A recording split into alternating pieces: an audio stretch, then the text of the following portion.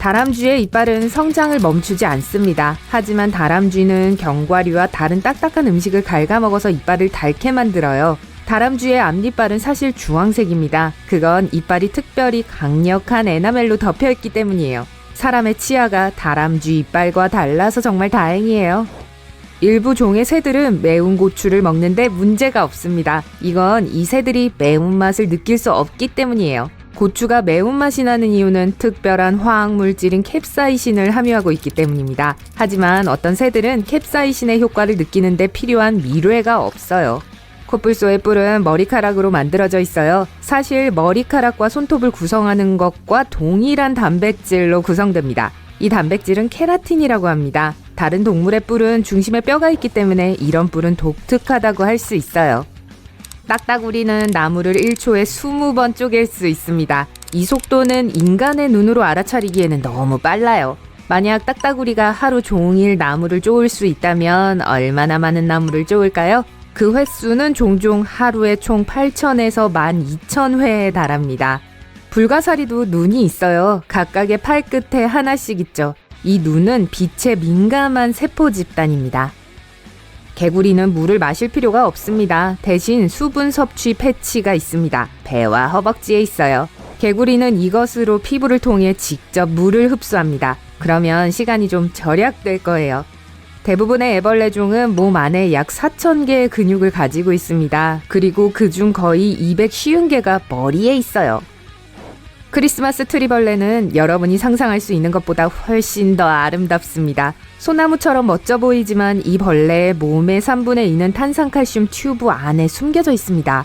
왜 그런지는 저도 모르겠어요. 일각고래의 유명한 뿔은 사실 밖으로 난 이빨입니다.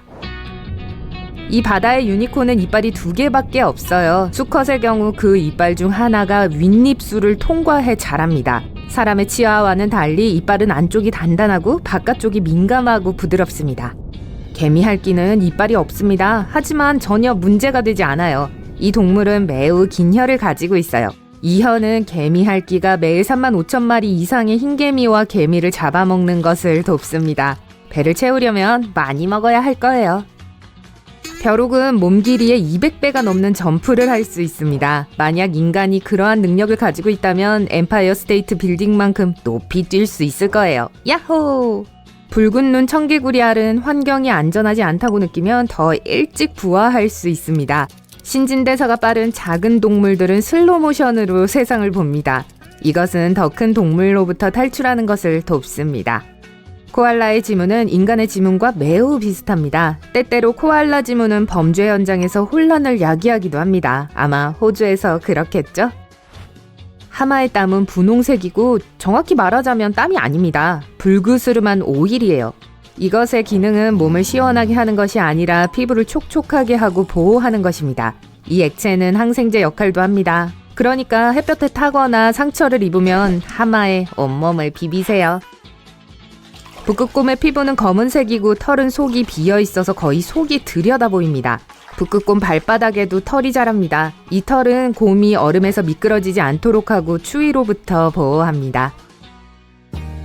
세계에서 가장 큰 거미 중 하나인 타란툴라의 일부 종은 2년 이상 먹이 없이 살 수 있습니다. 전 소름 끼친다고 생각해요.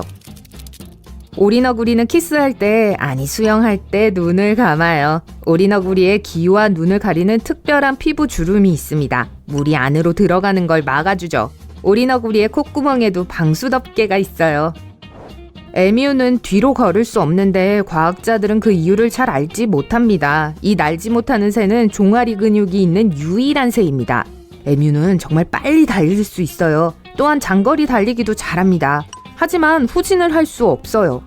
악어는 혀를 움직이지 못하는데 입천장에 붙어있기 때문입니다. 혀는 목구멍을 막아서 악어의 기도를 보호합니다. 물뱀, 돌고래, 고래, 엘리게이터, 크로커다일, 그리고 거북이는 익사할 수 있어요. 너무 오랫동안 물속에 있어야 할 때 그런 일이 일어날 수 있습니다. 이 동물들은 물속에서 숨을 쉴 수 없고 아주 오랫동안 숨을 참을 수 있을 뿐이에요. 오직 한 종의 새만이 뒤로 날 수 있는데 바로 벌새입니다. 에뮤에게 알려줘야겠어요. 이 작은 새는 또한 초당 80회까지 날개를 펄럭일 수 있어요. 코끼리 따쥐는 그 외모에도 불구하고 사실 쥐보다는 코끼리와 더 밀접하게 연관되어 있습니다. 아마도 그래서 트레이드마크 같은 코끼리 코를 가지고 있나 봐요. 코끼리 따쥐는 코를 이용해서 곤충을 잡아먹습니다. 아주 능숙하게요. 고양이와 고양이과의 모든 동물은 단맛을 느끼지 못합니다. 단맛을 느끼는 미뢰가 없어요. 참 안 됐네요. 플라밍고는 머리를 거꾸로 한 상태에서만 먹을 수 있어요. 그건 아랫뿌리가 크고 윗뿌리는 고정되어 있지 않기 때문입니다. 이런 조합은 거꾸로 먹기에는 안성맞춤이에요. 하지만 다른 새들과는 정반대의 구조입니다. 플라밍고로 사는 건 쉽지 않아요. 호랑이의 피부에는 털과 같은 줄무늬가 있습니다. 호랑이에 대해 할 말은 이게 다입니다. 큰 부리 새는 잠을 잘 때 예쁘고 팽팽한 공 모양으로 몸을 구부립니다. 이 새들은 머리를 돌려서 꼬리로 머리를 덮고 부리를 등에 올려놓습니다. 아주 예쁜 색깔의 공이에요. 타조는 동물의 왕국에서 가장 큰 눈을 가지고 있습니다. 눈이 뇌보다 더 커요. 눈 하나는 당구공만 합니다. 모든 흰동가리는 수컷으로 태어납니다. 하지만 상황에 따라 암컷으로 변할 수 있어요. 한번 변하면 바꿀 수 없습니다. 대부분의 물고기와 달리 해마는 일단 짝을 찾으면 평생을 함께합니다. 더 귀여운 점은 둘이 이동할 때 서로 꼬리를 잡고 다닌다는 거예요. 물론 짐을 들고 다니는 건 수컷입니다. 흰개미는 절대 잠을 자지 않아요. 배터리를 재충전할 필요가 없습니다. 하지만 하루 24시간 일주일에 7일 동안 먹을 수 있어요. 여러분의 집을요. 나무늘보는 먹이를 소화하는데 2주가 걸립니다. 서두르지 말고 천천히 해요. 스케줄이 텅 비었거든요. 개의 코 지문은 신원 확인을 위해 사용될 수 있습니다. 코 지문은 사람의 지문과 비슷하고 동물마다 다릅니다. 올빼미는 눈알이 없어요. 대신에 눈구멍에서 움직이지 않는 눈 튜브를 가지고 있습니다. 펭귄은 외부 귀는 없지만 청력이 유난히 뛰어납니다. 특히 북극곰을 경계할 때는요. 둘이 만날 일이 없겠지만요. 해파리는 98%가 물입니다. 그래서 해파리가 해변으로 떠내려오면 몇 시간 뒤에 몸이 모두 공기중으로 증발해버리는 거예요. 만약 물속에서 교통체증이 일어난다면 악어는 항상 해우에게 길을 양보할 거예요. 매너가 좋네요. 회색곰은 볼링공을 분쇄할 수 있을 정도로 강한 무는 힘을 가지고 있어요. 그래서 볼링을 할 때는 그냥 이기게 해주는 게 좋아요. 자이언트 판다는 수면 장소를 가리지 않습니다. 어디에 있든지 대부분의 경우 숲의 바닥에서 바로 잠이 듭니다. 자이언트 판다의 갓난 새끼는 매우 작습니다. 작은 찻잔 무게에 쥐보다 작아요. 붉은 손 물고기는 손의 도움으로 해저 바닥을 걸을 수 있습니다. 하지만 물론 그건 손이 아니라 진화한 지느러미예요. 정말이에요. 고양이끼리 보통 서로 야옹거리지 않습니다. 한 연구에 따르면 고양이는 주로 우리 인간의 관심을 끌기 위해 이 의사소통 방식을 사용한다고 합니다. 그리고 항상 효과가 있죠. 나무늘보는 몸을 떨지 못합니다. 2주 전에 먹은 음식을 소화하느라 바빠서가 아니에요. 나무늘보의 털은 가끔 이끼에 덮여 있어요. 너무 덥거나 추워지면 신진대사가 중단됩니다. 힘든 시기 동안 불멸의 해파리는 스스로를 다시 젊은 상태로 바꿉니다. 일단 그저 조직 덩어리인 상태에 이르면 이 생물은 다시 자라기 시작합니다. 그리고 이 과정을 계속해서 반복할 수 있다고 합니다. 티렉스의 생존하는 가장 가까운 친척은 닭과 타조입니다. 등을 보이지 마세요. 곰치는 목구멍에서 뻗을 수 있는 턱을 또 하나 가지고 있습니다. 우선 주 턱으로 운이 나쁜 바다 생물체를 감쌉니다. 그러고 나서 추가의 턱이 뒤를 향해 면도날처럼 나 있는 날카로운 이빨로 곰치의 먹이를 잡습니다. 그 후에 포획된 먹이는 곰치의 목구멍으로 끌려 들어갑니다. 방금 식욕이 다 떨어졌어요. 일부 달팽이종은 털이 많은 껍질을 가지고 있습니다. 이런 털 덕분에 달팽이는 젖은 표면에 더 잘 달라붙을 수 있어요. 혹등고래는 사냥을 할 때 종종 무리를 지어 먹이를 잡기 위해 거품망 전략을 적용합니다. 이 거품은 물고기떼가 도망가지 못하게 합니다. 눈표범은 다른 큰 고양이과 동물처럼 포효하지 못합니다. 덜 발달된 성대와 관련이 있어요. 하지만 야옹거리고 으르렁거리고 쉿쉿 소리를 내고 심지어 그르렁거릴 수도 있습니다. 낮잠을 자는 동안 무리로부터 떠내려가지 않기 위해 수달은 서로 손을 잡습니다. 또한 같은 목적을 위해 거대한 해초로 몸을 휘감기도 합니다. 효과가 있어요. 사자는 종종 초원의 왕이라고 불립니다. 저는 사자가 정글의 왕이라고 생각했어요. 그럼에도 불구하고 무리에서 사냥의 90%는 암컷이합니다. 수컷들은 영토와 무리의 구성원들을 보호하는 일을 맡습니다. 그리고 가끔 하쿠나 마타타를 외치기도 합니다. 고양이는 귀를 움직이는 독특한 능력으로 유명합니다. 그것은 고양이의 귀에 32개의 근육이 있기 때문입니다. 어떤 상어종은 어둠 속에서 빛을 발할 수 있습니다. 불행하게도 오직 다른 상어들만 이 녹색의 빛을 볼 수 있습니다. 우리는 최대 8,000개의 미뢰를 가지고 있습니다. 하지만 개는 1,500개를 조금 넘어요. 파랑어치는 다른 새들을 흉내낼 수 있습니다. 가장 좋아하는 건 매소리를 내는 거예요. 다른 새들을 겁주어 자신의 영토에서 쫓아내기 위해 이것을 사용합니다. 늘보 원숭이는 미치도록 귀엽지만 그만큼 위험하기도 합니다. 독이 있는 유일한 영장류로 알려져 있어요. 팔 안쪽 구분 부분에 분비샘이 있는데 그것은 인간에게 불쾌한 결과를 초래할 수 있는 독소를 분비합니다. 큰 영양은 놀라운 회피 전략을 가지고 있습니다. 다른 동물로부터 도망치기 위해 지그재그 모양으로 움직입니다. 병코 돌고래는 서로를 부르는 이름을 가지고 있습니다. 이것은 특정한 휘파람 소리입니다. 안녕 밥, 안녕 찰리, 안녕 돌리, 안녕 얘들아, 물고기 고마워. 기린은 정말로 긴 검은 혀를 가지고 있습니다. 과학자들은 검은색의 혀가 햇볕에 타는 것을 막아준다고 추측합니다. 제가 준비한 건 이게 다예요. 나중에 또 봐요. 하와이의 애벌레들이 보여주는 기이한 먹이 습관이 있습니다.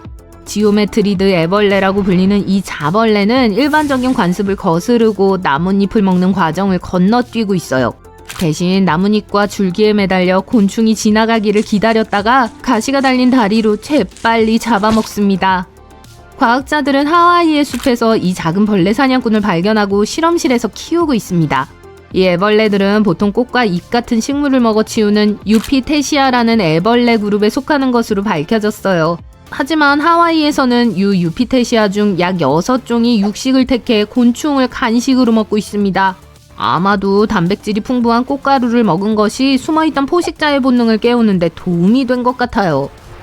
하와이에는 본토에서 온 포식자가 없기 때문에 토종 동식물의 문제를 일으키는 다른 외래종과 달리 이 애벌레는 하와이 생태계에서 번성할 수 있었습니다. 하와이의 이 육식성 애벌레는 다른 지역에서는 사마귀와 같은 곤충이 주로 맡고 있는 생태계의 틈새를 차지하도록 진화했습니다. 이들은 살아있는 먹이를 공격하고 먹는데 0.1초밖에 걸리지 않는 빠른 공격으로 유명해요. 더 이상 몸집이 커지거나 너무 배가 고프지 않기를 바래요.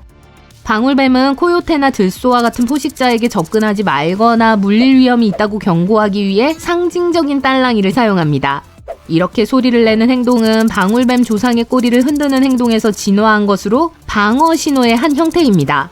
이 딸랑이는 짝을 유인하기 위한 것이 아니라 뱀의 독이 있는 송곳니에 대한 위험을 알리는 경고 신호로 사용되어 경고해줘서 고마워요. 방울뱀 딸랑이 소리는 꼬리 끝에 느슨하게 붙어있는 속이 빈 죽은 피부 조각이 서로 부딪히면서 만들어져요. 최근 연구에 따르면 방울뱀은 포식자의 접근에 따라 덜거덕거리는 속도를 조절하여 잠재적인 위협을 억제하기 위해 교묘한 청각적 착각을 일으킨다고 합니다. 방울뱀 자신은 딸랑이 소리를 듣지 못하지만 정교하게 소리를 사용하여 스스로를 방어할 수 있습니다. 가리비는 맛있기는 하지만 입안에 덩굴송과 눈이 있는 공포영화 속 조개와 닮은 독특한 생김새를 가지고 있어요. 과학자들은 열매처럼 생긴 이 눈이 첨단 망원경과 유사하다는 사실을 발견했습니다. 이 눈은 타일로 된 거울과 같아서 현대 천문대 망원경과 비슷한 복잡한 이미지를 만들어낼 수 있어요.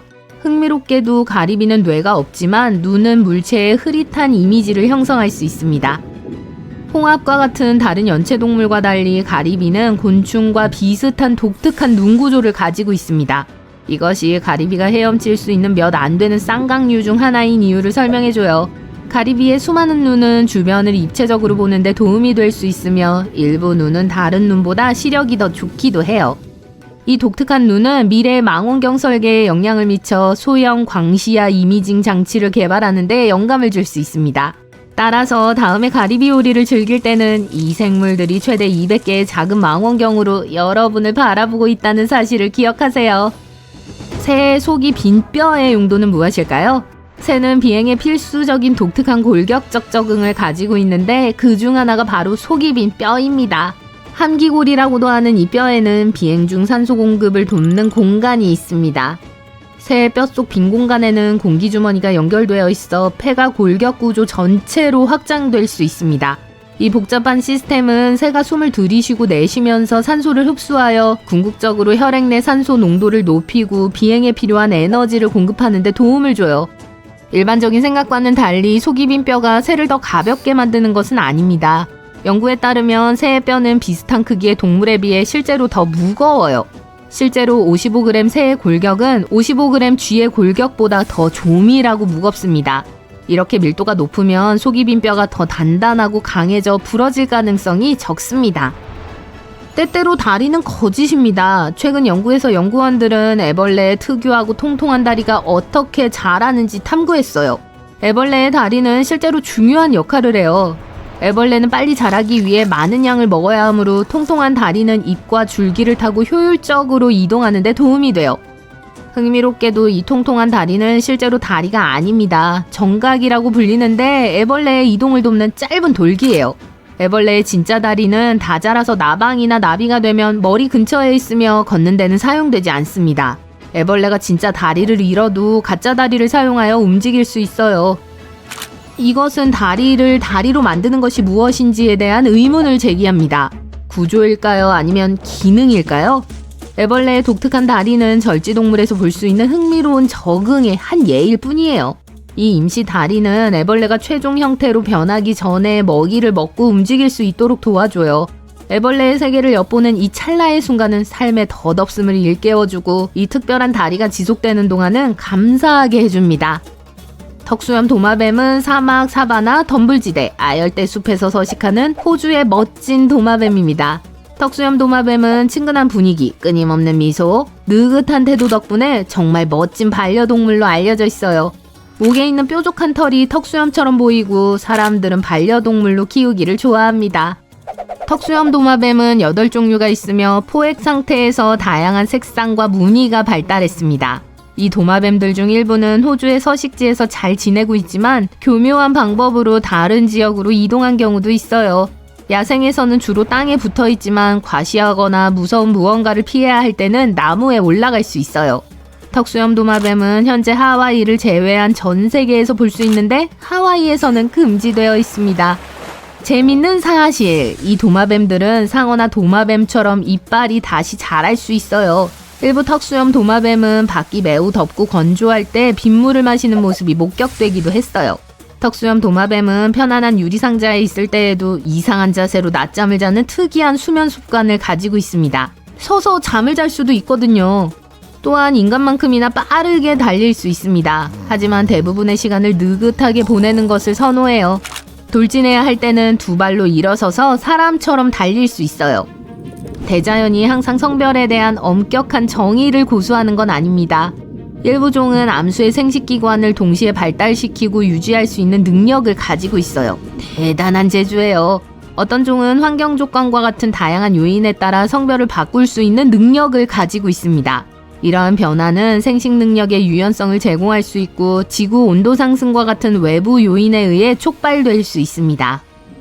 클라운피쉬는 한 가지 성으로 태어나지만 필요에 따라 반대 성별로 전환할 수 있는 순차적 자웅동체의 한 예입니다. 클라운피쉬의 경우 수컷에서 암컷으로 성전환하는 과정을 웅선선숙이라고 해요. 클라운피쉬의 한 무리에서 완전히 성숙한 구성원은 큰 수컷과 더 큰 암컷 2마리뿐입니다. 암컷에게 무슨 일이 생기면 수컷은 암컷으로 변신하고 무리에서 다음으로 큰 수컷을 새로운 파트너로 선택해요. 편리하네요. 긴코 가시고기는 특정 조건에 따라 성별을 바꿀 수 있는 또 다른 종의 예입니다. 암컷으로 시작하여 수컷으로 전환할 수 있는데 이 과정을 자성선숙이라고 해요. 다른 순차적 자웅동체와 달리 긴코 가시고기는 집단 내 상황에 따라 수컷과 암컷 사이를 오갈 수 있는 능력이 있어요. 예를 들어 바나나 민달팽이는 수컷과 암컷의 생식기관을 동시에 사용할 수 있는 자웅동체입니다. 자가 수정이 가능하지만 대부분의 바나나 민달팽이는 다른 민달팽이와 짝짓기를 선호해요. 또한 일부 개구리종은 성별을 바꿀 수 있으며 개체가 반대 성별의 생식기관을 완전히 발달시킨다는 연구 결과도 있습니다. 실험실과 야생 연구 모두에서 관찰된 이러한 변화는 환경 변화에 대한 반응이라기보다는 개구리 개체군에서 자연적으로 발생하는 현상일 수 있습니다. 이제 아시겠죠? 미국에서는 매년 25만 건의 사람 물림, 40만 건의 고양이 물림, 450만 건의 개 물림 사고가 발생합니다. 네, 사랑스러운 동물도 예기치 않게 사람을 공격할 수 있습니다. 가장 귀엽고 사나운 사례를 살펴볼까요? 사람들이 판다를 껴안는 바이럴 영상은 잊어버리세요. 이 귀엽고 사랑스러운 동물은 의외로 위험할 수 있어요. 만화 같은 외모에도 불구하고 여전히 야생성을 가지고 있으며 위험을 느끼면 사람을 공격할 수 있습니다. 눈 표범도 어른 판다를 건드리는 건 무서워해요. 따라서 이 동물을 직접 만나게 된다면 특히 새끼가 있는 경우에는 적당한 거리를 유지하세요. 판다는 200만 년 전에 잡식성 식단에서 채식 위주의 식단으로 전환했습니다. 하지만 여전히 육식성 이빨과 집어넣을 수 있는 발톱을 가지고 있어요. 사람의 피부를 쉽게 뺄 수 있죠. 오늘날 과학자들은 판다의 엄격한 대나무 식단이 판다의 멸종에 영향을 미쳤을 것으로 추측하고 있습니다. 그렇다면 이 털복숭이 동물들이 육식 습관으로 돌아가는 것을 막기 위해 대나무를 더 심는 것이 합리적일 것 같죠? 하지만 중국의 숲속에서 하이킹을 하고 있는데 갑자기 사나운 판다가 갑자기 튀어나온다고 가정해 봅시다. 우선 곰 스프레이를 휴대하고 사용할 준비를 하세요. 특히 판다가 너무 커서 싸울 수 없는 상황이라면 죽은 척할 수 있습니다. 서둘러 도망치지 마세요. 대신 천천히 뒤로 물러가면서 동물에게 말을 걸어보세요. 하이킹 중에 판다가 따라오면 트레이를 따라 큰 소리를 내서 판다를 쫓아내세요. 음식 냄새는 눈 표범뿐만 아니라 판다를 유인할 수 있어요. 따라서 스토킹을 당하고 있다는 것을 알았다면 요리를 하지 마세요. 귀여운 외모로 속이는 동물들에 대해 말하자면 코알라와 웜뱃도 믿을 수 없어요. 이 호주 동물들은 아주 가까운 친척이고 몇 가지 공통된 특징을 공유합니다. 코알라는 영토를 지키는 동물입니다. 이를 증명하기 위해 날카로운 발톱과 이빨을 사용하는 것을 주저하지 않죠. 코알라가 사람을 물기 시작하면 쉽게 놓아주지 않아요. 잡아당겨서 떼어내야 합니다. 따라서 긴 바지와 재킷을 입어 피부를 보호한 것이 현명할 거예요. 또한 코알라로부터 반려동물을 보호하는 것도 잊지 마세요. 코알라를 안고 있는 사람들의 귀여운 영상에 속지 마세요. 그 코알라는 인간과 친해지기까지 오랜 유대감을 쌓아온 동물원 동물입니다. 야생에서 코알라를 만나게 된다면 셀카를 찍으려고 하거나 큰 소리로 코알라를 자극하지 마세요. 코알라는 하루 22시간 잠을 자는 것으로 알려져 있지만 그렇다고 해서 코알라를 자극할 수 없다는 뜻은 아닙니다. 코알라는 반경 5m 이내 낯선 사람을 감지하면 더 놀라는 경향이 있습니다. 그건 그렇고 적에게 소변을 뿌리는 것은 코알라가 가장 좋아하는 방어 메커니즘 중 하나입니다. 야생에 있는 대부분의 코알라는 불쾌한 질병을 퍼뜨릴 수 있습니다. 그래서 코알라를 멀리해야 하는 또 다른 큰 이유입니다. 웜뱃은 순진하고 친근한 햄스터처럼 보이지만 이 야행성 유대류는 사람, 개, 심지어 야생 딩고까지 공격하는 것으로 알려져 있습니다. 네, 여러 사람을 심하게 물어서 입원이 필요할 정도였으니 안전수칙은 코알라와 동일합니다. 포옹과 셀카는 금지예요. 그건 그렇고 웜뱃으로부터 도망치려고 한다면 웜뱃이 시속 40km까지 달릴 수 있다는 것을 명심하세요. 여러분은요? 백조, 이 멋진 새는 개인적인 경계에 관해서는 사나운 특성을 보이기도 합니다. 백조는 짝과 둥지를 매우 공격적으로 방어할 수 있으며 심지어는 사람을 물어뜯고 목숨을 빼앗기도 합니다. 4월에서 6월 사이에 백조 산란기는 특히 위험합니다. 따라서 봄에 수영을 하거나 수역 근처를 걷다가 백조가 다가온 것을 발견하면 거리를 유지하세요. 백조를 만지거나 먹이를 주려고 하면 안 됩니다. 새를 자극할 수 있는 행동은 절대 하지 마세요. 그리고 둥지에 접근하는 것도 절대 금물이에요. 흑백조를 조심하세요. 가장 큰 소란을 피우는 백조 중 하나입니다. 이 백조는 다른 백조종에 비해 목소리가 작습니다. 따라서 경고 소리를 내지 않고 완전히 조용히 공격할 수 있습니다. 이런 일이 발생하면 서둘러 도망치지 마세요. 대신 침착하게 백조를 계속 마주보고 천천히 뒤로 물러나세요. 울타리나 나무와 같은 장애물을 이용하는 것도 도움이 될 수 있습니다. 백조가 여러분을 더 큰 새라고 믿도록 속일 수 있습니다. 우산을 펼치거나 날개 모양을 본뜬 넓은 옷을 보여주면 됩니다. 가끔 여러분의 도움이 필요한 것처럼 보이는 백조를 발견할 수 있습니다. 마음이 아프더라도 안전수칙에 따라 혼자서 백조를 구하려고 시도하는 것은 권장하지 않습니다. 백조가 여러분의 도움을 위협으로 인식할 수 있기 때문입니다. 대신 지역 야생동물 관리 당국에 신고하면 적절한 조치를 취할 수 있습니다. 돌고래가 사람을 구하고 귀엽고 장난기 많은 동물이란 이야기는 많이 알려져 있습니다. 하지만 돌고래의 놀이는 특히 야생에서는 놀라울 정도로 위험할 수 있습니다. 상어조차도 돌고래를 잘못 건드리면 목숨을 잃을 수 있습니다. 이 웃는 얼굴의 동물과 함께 수영하는 것은 생각보다 위험합니다. 돌고래는 강력한 코와 몸으로 밀치기 시작할 수 있습니다. 어떤 경우에는 물속으로 끌어당겨 날카로운 이빨로 물 수도 있습니다. 불행히도 모든 사람이 그런 만남에서 살아남은 것은 아닙니다. 그렇다면 좋은 돌고래와 사악한 돌고래를 어떻게 구별할 수 있을까요? 우선 돌고래가 야생 돌고래라면 먹이를 주거나 쓰다듬거나 함께 놀아주려고 하지 마세요. 돌고래가 턱을 퍼덕이거나 쫓아다니거나 꼬리를 물속에서 때리거나 심지어 숨구멍에서 거품 구름을 뿜는다면 공격적인 신호로 받아들여 주세요. 공격적인 돌고래와 함께 카약을 타거나 물속에서 수영을 하고 있다면 가능한 한 빨리 그 지역을 벗어나세요. 지구상에서 가장 독한 생물을 보고 싶으신가요? 여기 있습니다. 이 화려한 녀석을 손바닥에 올려놓고 귀여운 사진을 찍고 싶다는 생각을 떨치기 어려울 거예요. 하지만 마지막 사진 촬영이 될 수도 있어요. 5cm 길이의 황금 독개구리는 건강한 성인 남성 10명의 목숨을 앗아갈 수 있는 독을 가지고 있어요.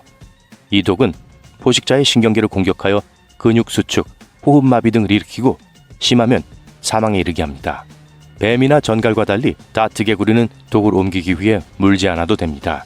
피부 땀샘을 통해 독을 배설합니다. 따라서 실수로 이 귀여운 개구리를 만졌다면 눈을 비비지 말고 즉시 손을 씻으세요. 독이 혈류로 들어가야 사람에게 영향을 미칩니다. 따라서 피부에 상처가 생기면 가능한 한 빨리 병원에 가는 것이 좋습니다. 다트개구리의 피부는 닿는 모든 것을 독화시키는 경향이 있다는 것을 명심하세요. 그리고 독소는 최대 1년 동안 물체에 남아있을 수 있습니다. 아, 이 귀여운 슈렉 눈을 한 인형을 보세요. 잠깐만요. 살아있어요. 지구상에 몇 안 되는 독이 있는 포유류 중 하나인 늘보 로리스를 만나보세요. 이 덜복숭이 동물이 불법 애완동물 시장의 스타가 된 것은 당연한 일이죠. 하지만 환불이 어려울 수 있으니 구매하기 전에 설명서를 꼼꼼히 읽어보셔야 합니다. 이 동물이 경찰에게 항복하듯 손을 들고 있는 모습을 본 적이 있을 거예요. 하지만 보기와는 달라요. 늘보 로리스는 팔꿈치 옆에 상완샘에서 독을 분비합니다. 순진해 보이는 이 털복숭이는 독을 입으로 가져가 침과 섞습니다. 그 후 독으로 털을 문질러 상대방을 겁을 줘서 쫓아낼 수 있습니다. 아니면 평생 잊지 못할 맹독에 물릴 수도 있습니다. 이 독은 아나필락시스 쇼크를 일으키기 때문에 사람의 생명에 위험할 수 있습니다. 그래도 이 귀여운 녀석을 집에 데려가고 싶으세요? 아마 아닐 거예요. 오리너구리가 고대 포켓몬처럼 생겼다고 해서 경계를 늦춰서는 안 돼요.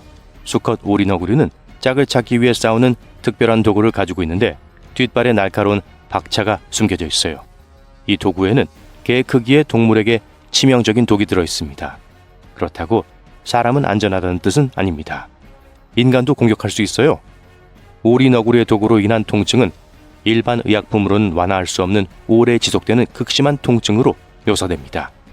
그러니 이 귀여운 오리너구리를 절대 만지려고 하지 마세요. 지구상에는 귀엽지만 사악한 동물이 더 많이 있어요. 겉모습에 속지 말고 안전을 지키세요.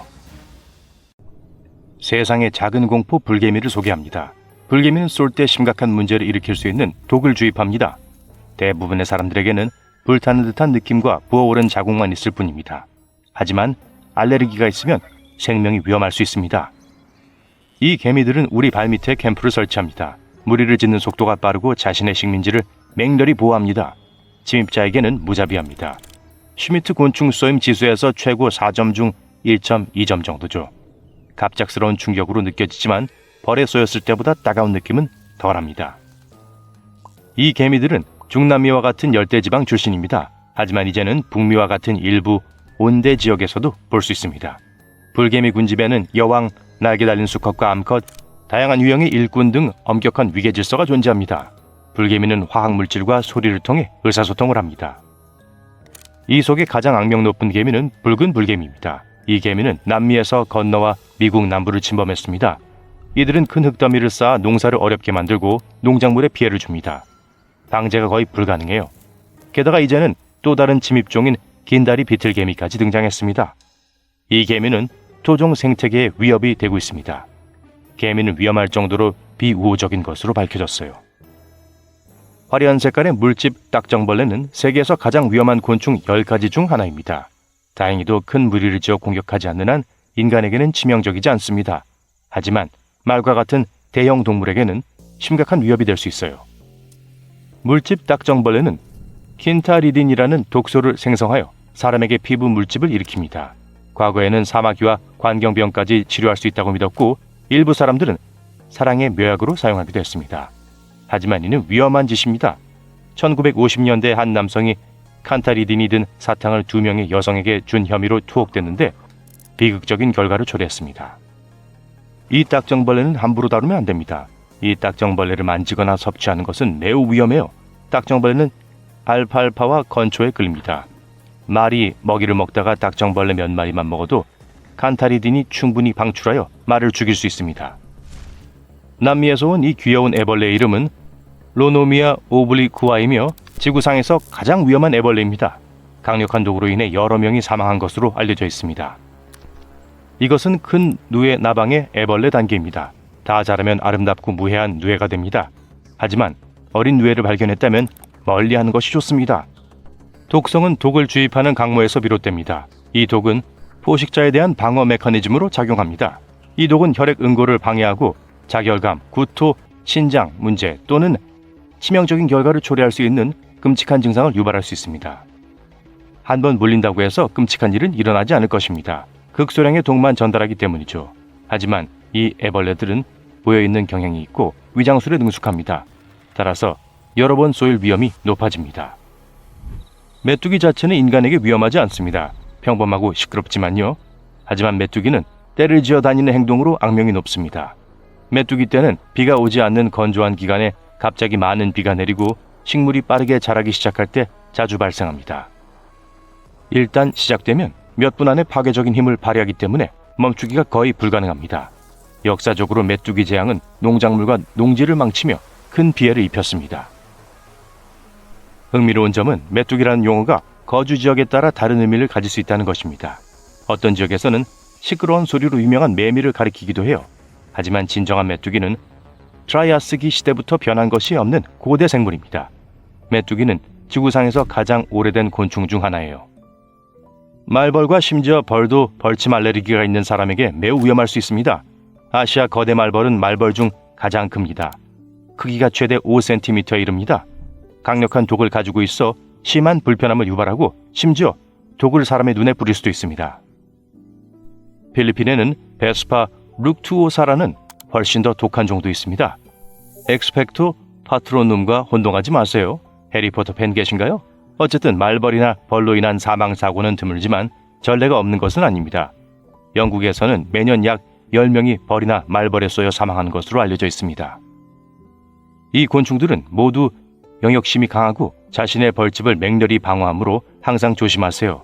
자극을 받으면 주변 벌들에게 위험 신호를 보내고 집단 방어에 나섭니다. 벌을 처리해야 하는 경우 전문가에게 연락하는 것이 가장 좋습니다. 벼룩은 작고 보잘것없지만 인류의 역사와 건강에 엄청난 영향을 미쳤습니다.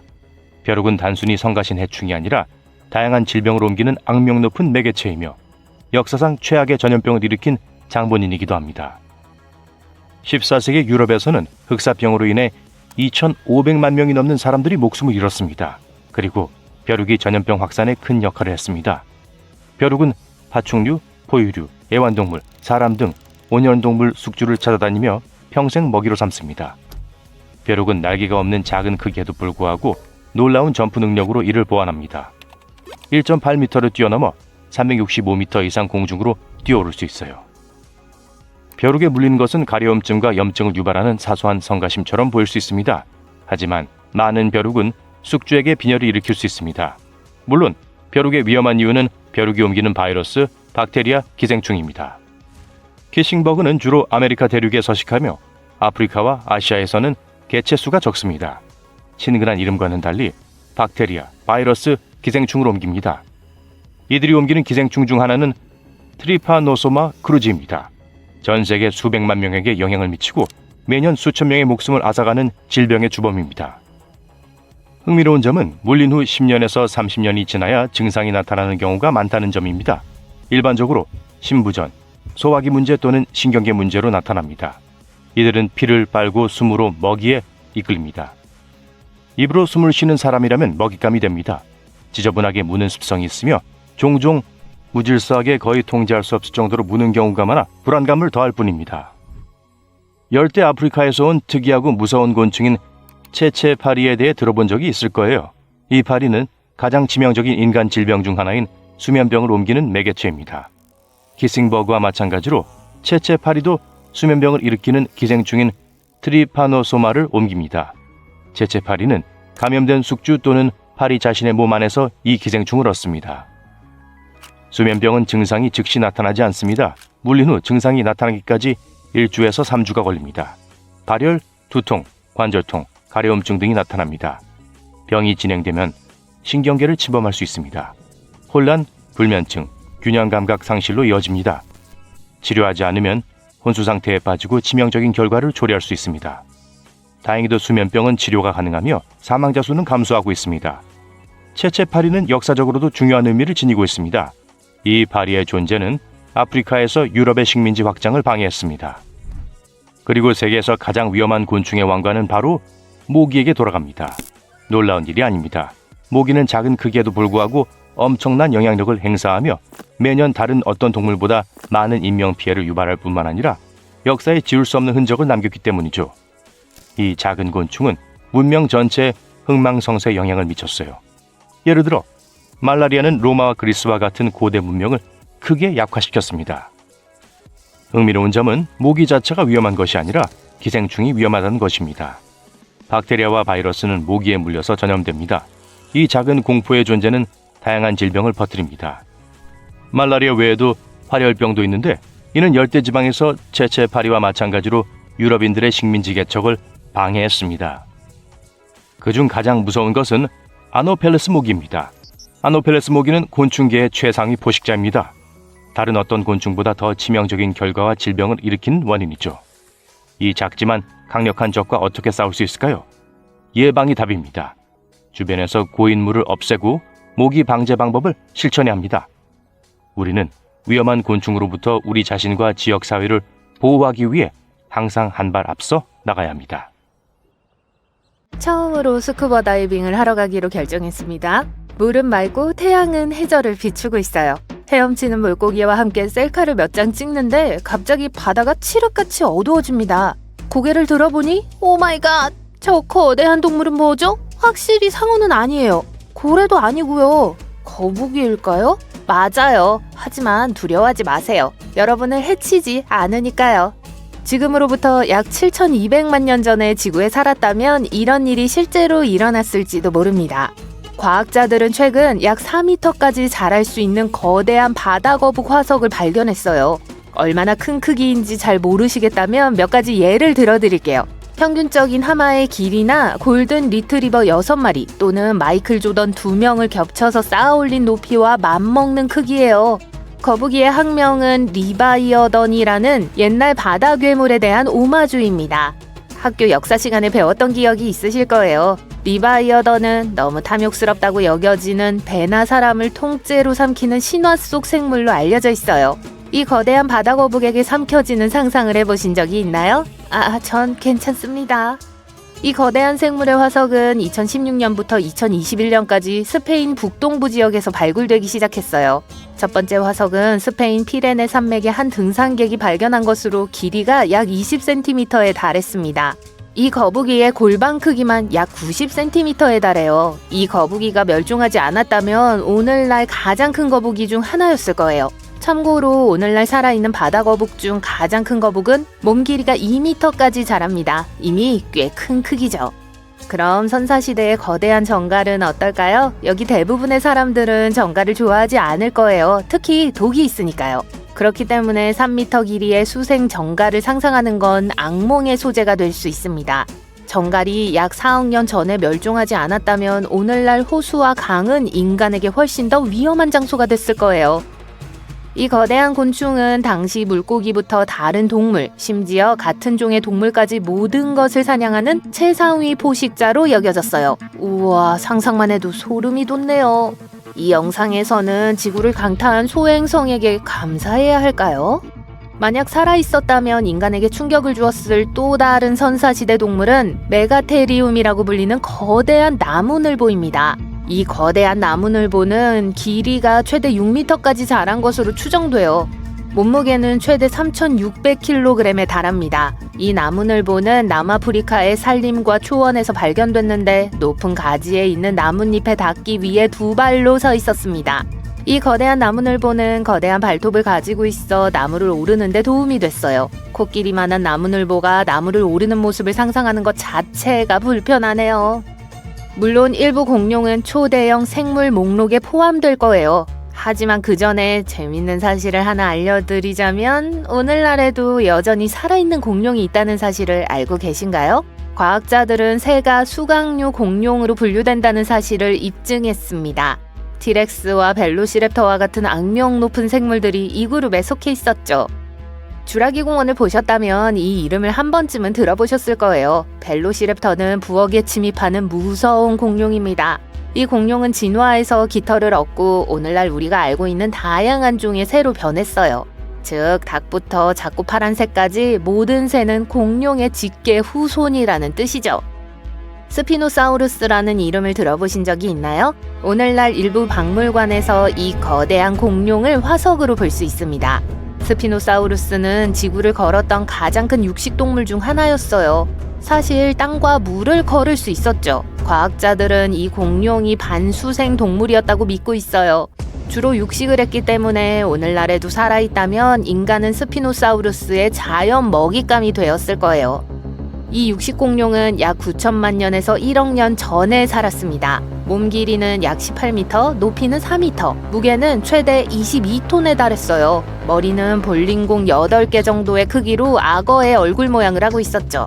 기본적으로 스피노사우루스는 악어의 얼굴을 한 커다란 아프리카 코끼리였습니다. 네, 농담이지만 그래도 재밌어 보이겠죠? 훨씬 더 매력적인 공룡은 이 녀석이에요. 이 공룡은 지구상에 살았던 것 중 가장 큰 공룡으로 여겨져요. 이 공룡이 그렇게 큰 이유는 매우 긴 목과 매우 긴 꼬리 때문이었어요. 이 괴물 뒤에 서고 싶지 않을 겁니다. 꼬리를 휘두르며 아주 멀리 날아가 버릴 테니까요. 이 공룡은 약 1억 년 전에 살았으며 2012년경 아르헨티나에서 화석이 처음 발견되었습니다. 이 공룡의 몸 길이는 머리부터 꼬리까지 36m로 미식 축구장 너비만큼 컸어요. 무게가 우주왕복선만큼이나 무겁다고 말씀드렸나요? 무려 75톤에 달해요. 육식동물이었다면 아마도 최고의 포식자였을 거예요. 하지만 이 덩치 큰 녀석은 목이 길어서 높은 나무의 잎사귀도 먹을 수 있는 평화로운 초식동물이었어요. 귀엽지 않나요? 샤스타사우루스에 대해서도 이야기하지 않을 수 없습니다. 이름에서 알 수 있듯이 이 동물은 마운트 샤스타 도마뱀으로 널리 알려져 있어요. 비록 이 동물은 해양 파충류였고 산에 발을 디딘 적이 없을지라도 말이죠. 이 공룡의 몸 길이는 보통 7m 정도였지만 이 종의 특정 가닥은 대왕고래 크기인 21m까지 자랄 수 있었어요. 이 때문에 이 공룡은 지금까지 살았던 해양 파충류 중 가장 큰 공룡이 되었죠. 샤스타사우루스에 대한 재밌는 사실은 과학자들이 샤스타사우루스가 이빨이 없었기 때문에 오징어와 같은 부드러운 먹이만 먹을 수 있었다고 생각하는 거예요. 다음 동물은 대왕고래입니다. 믿기 어렵겠지만 지구상에서 가장 큰 생명체는 사실 작은 몸집에서 시작됐어요. 오늘날 성숙한 대왕고래의 평균 몸 길이는 약 30m에 달하고 무게는 최대 200톤에 이릅니다. 코끼리 40마리를 합친 무게와 비슷해요. 티라노사우루스 렉스 30마리하고도 비슷하고요. 평균 체격의 사람 2670명의 무게입니다. 대왕고래는 이 몸을 지탱하기 위해 하루에 최대 5천만 칼로리를 섭취해야 해요. 참고로 빅맥 3만 개에 해당하는 양이죠. 하지만 대왕고래가 항상 이렇게 컸던 건 아닙니다. 사실 대왕고래는 약 4,800만 년 전에 지구에 살았던 4발 달린 포유류에서 진화한 동물이에요. 대왕고래의 조상은 파키세투스라고 불렸고 몸 길이는 2m에 불과했습니다. 재밌는 사실은 대왕고래가 오늘날처럼 물속에서 살 수 있게 되기까지 엄청난 적응 과정을 거쳐야 했다는 거예요. 대왕고래는 숨을 쉴 때마다 폐에 있는 산소를 최대 80에서 90%까지 대체할 수 있습니다. 비교하자면 인간은 최대 15%만 대체할 수 있어요. 이 덕분에 대왕고래는 수심 100m까지 한 번에 최대 1시간 동안 잠수할 수 있어요. 코끼리는 이 목록에 포함될 수밖에 없었어요. 아프리카 코끼리는 현재 지구상에서 가장 큰 육상동물입니다. 키가 약 4m까지 자라고 몸무게는 최대 7톤에 달해요. 한때 지구에 살았던 다른 동물들과 비교하면 꽤 작은 크기죠? 하지만 키가 2m인 사람을 코끼리 옆에 놓으면 코끼리가 전혀 작지 않다는 걸 알 수 있습니다. 아프리카 코끼리는 가까운 친척인 아시아 코끼리보다 더 커요. 수명은 최대 70년으로 인간과 비슷합니다. 포켓몬은 도롱뇽이 진짜용이었다면 좋겠다고 생각하게 만들었지만 실제로는 그렇지 않아요. 하지만 도롱뇽은 여전히 꽤 멋질 수 있어요. 살아있는 양서류 중 가장 큰 종으로 알려진 거대한 도롱뇽이 있어요. 도롱뇽은 보통 크기의 사람만큼 자라서 최대 약 1.8m까지 자랄 수 있어요.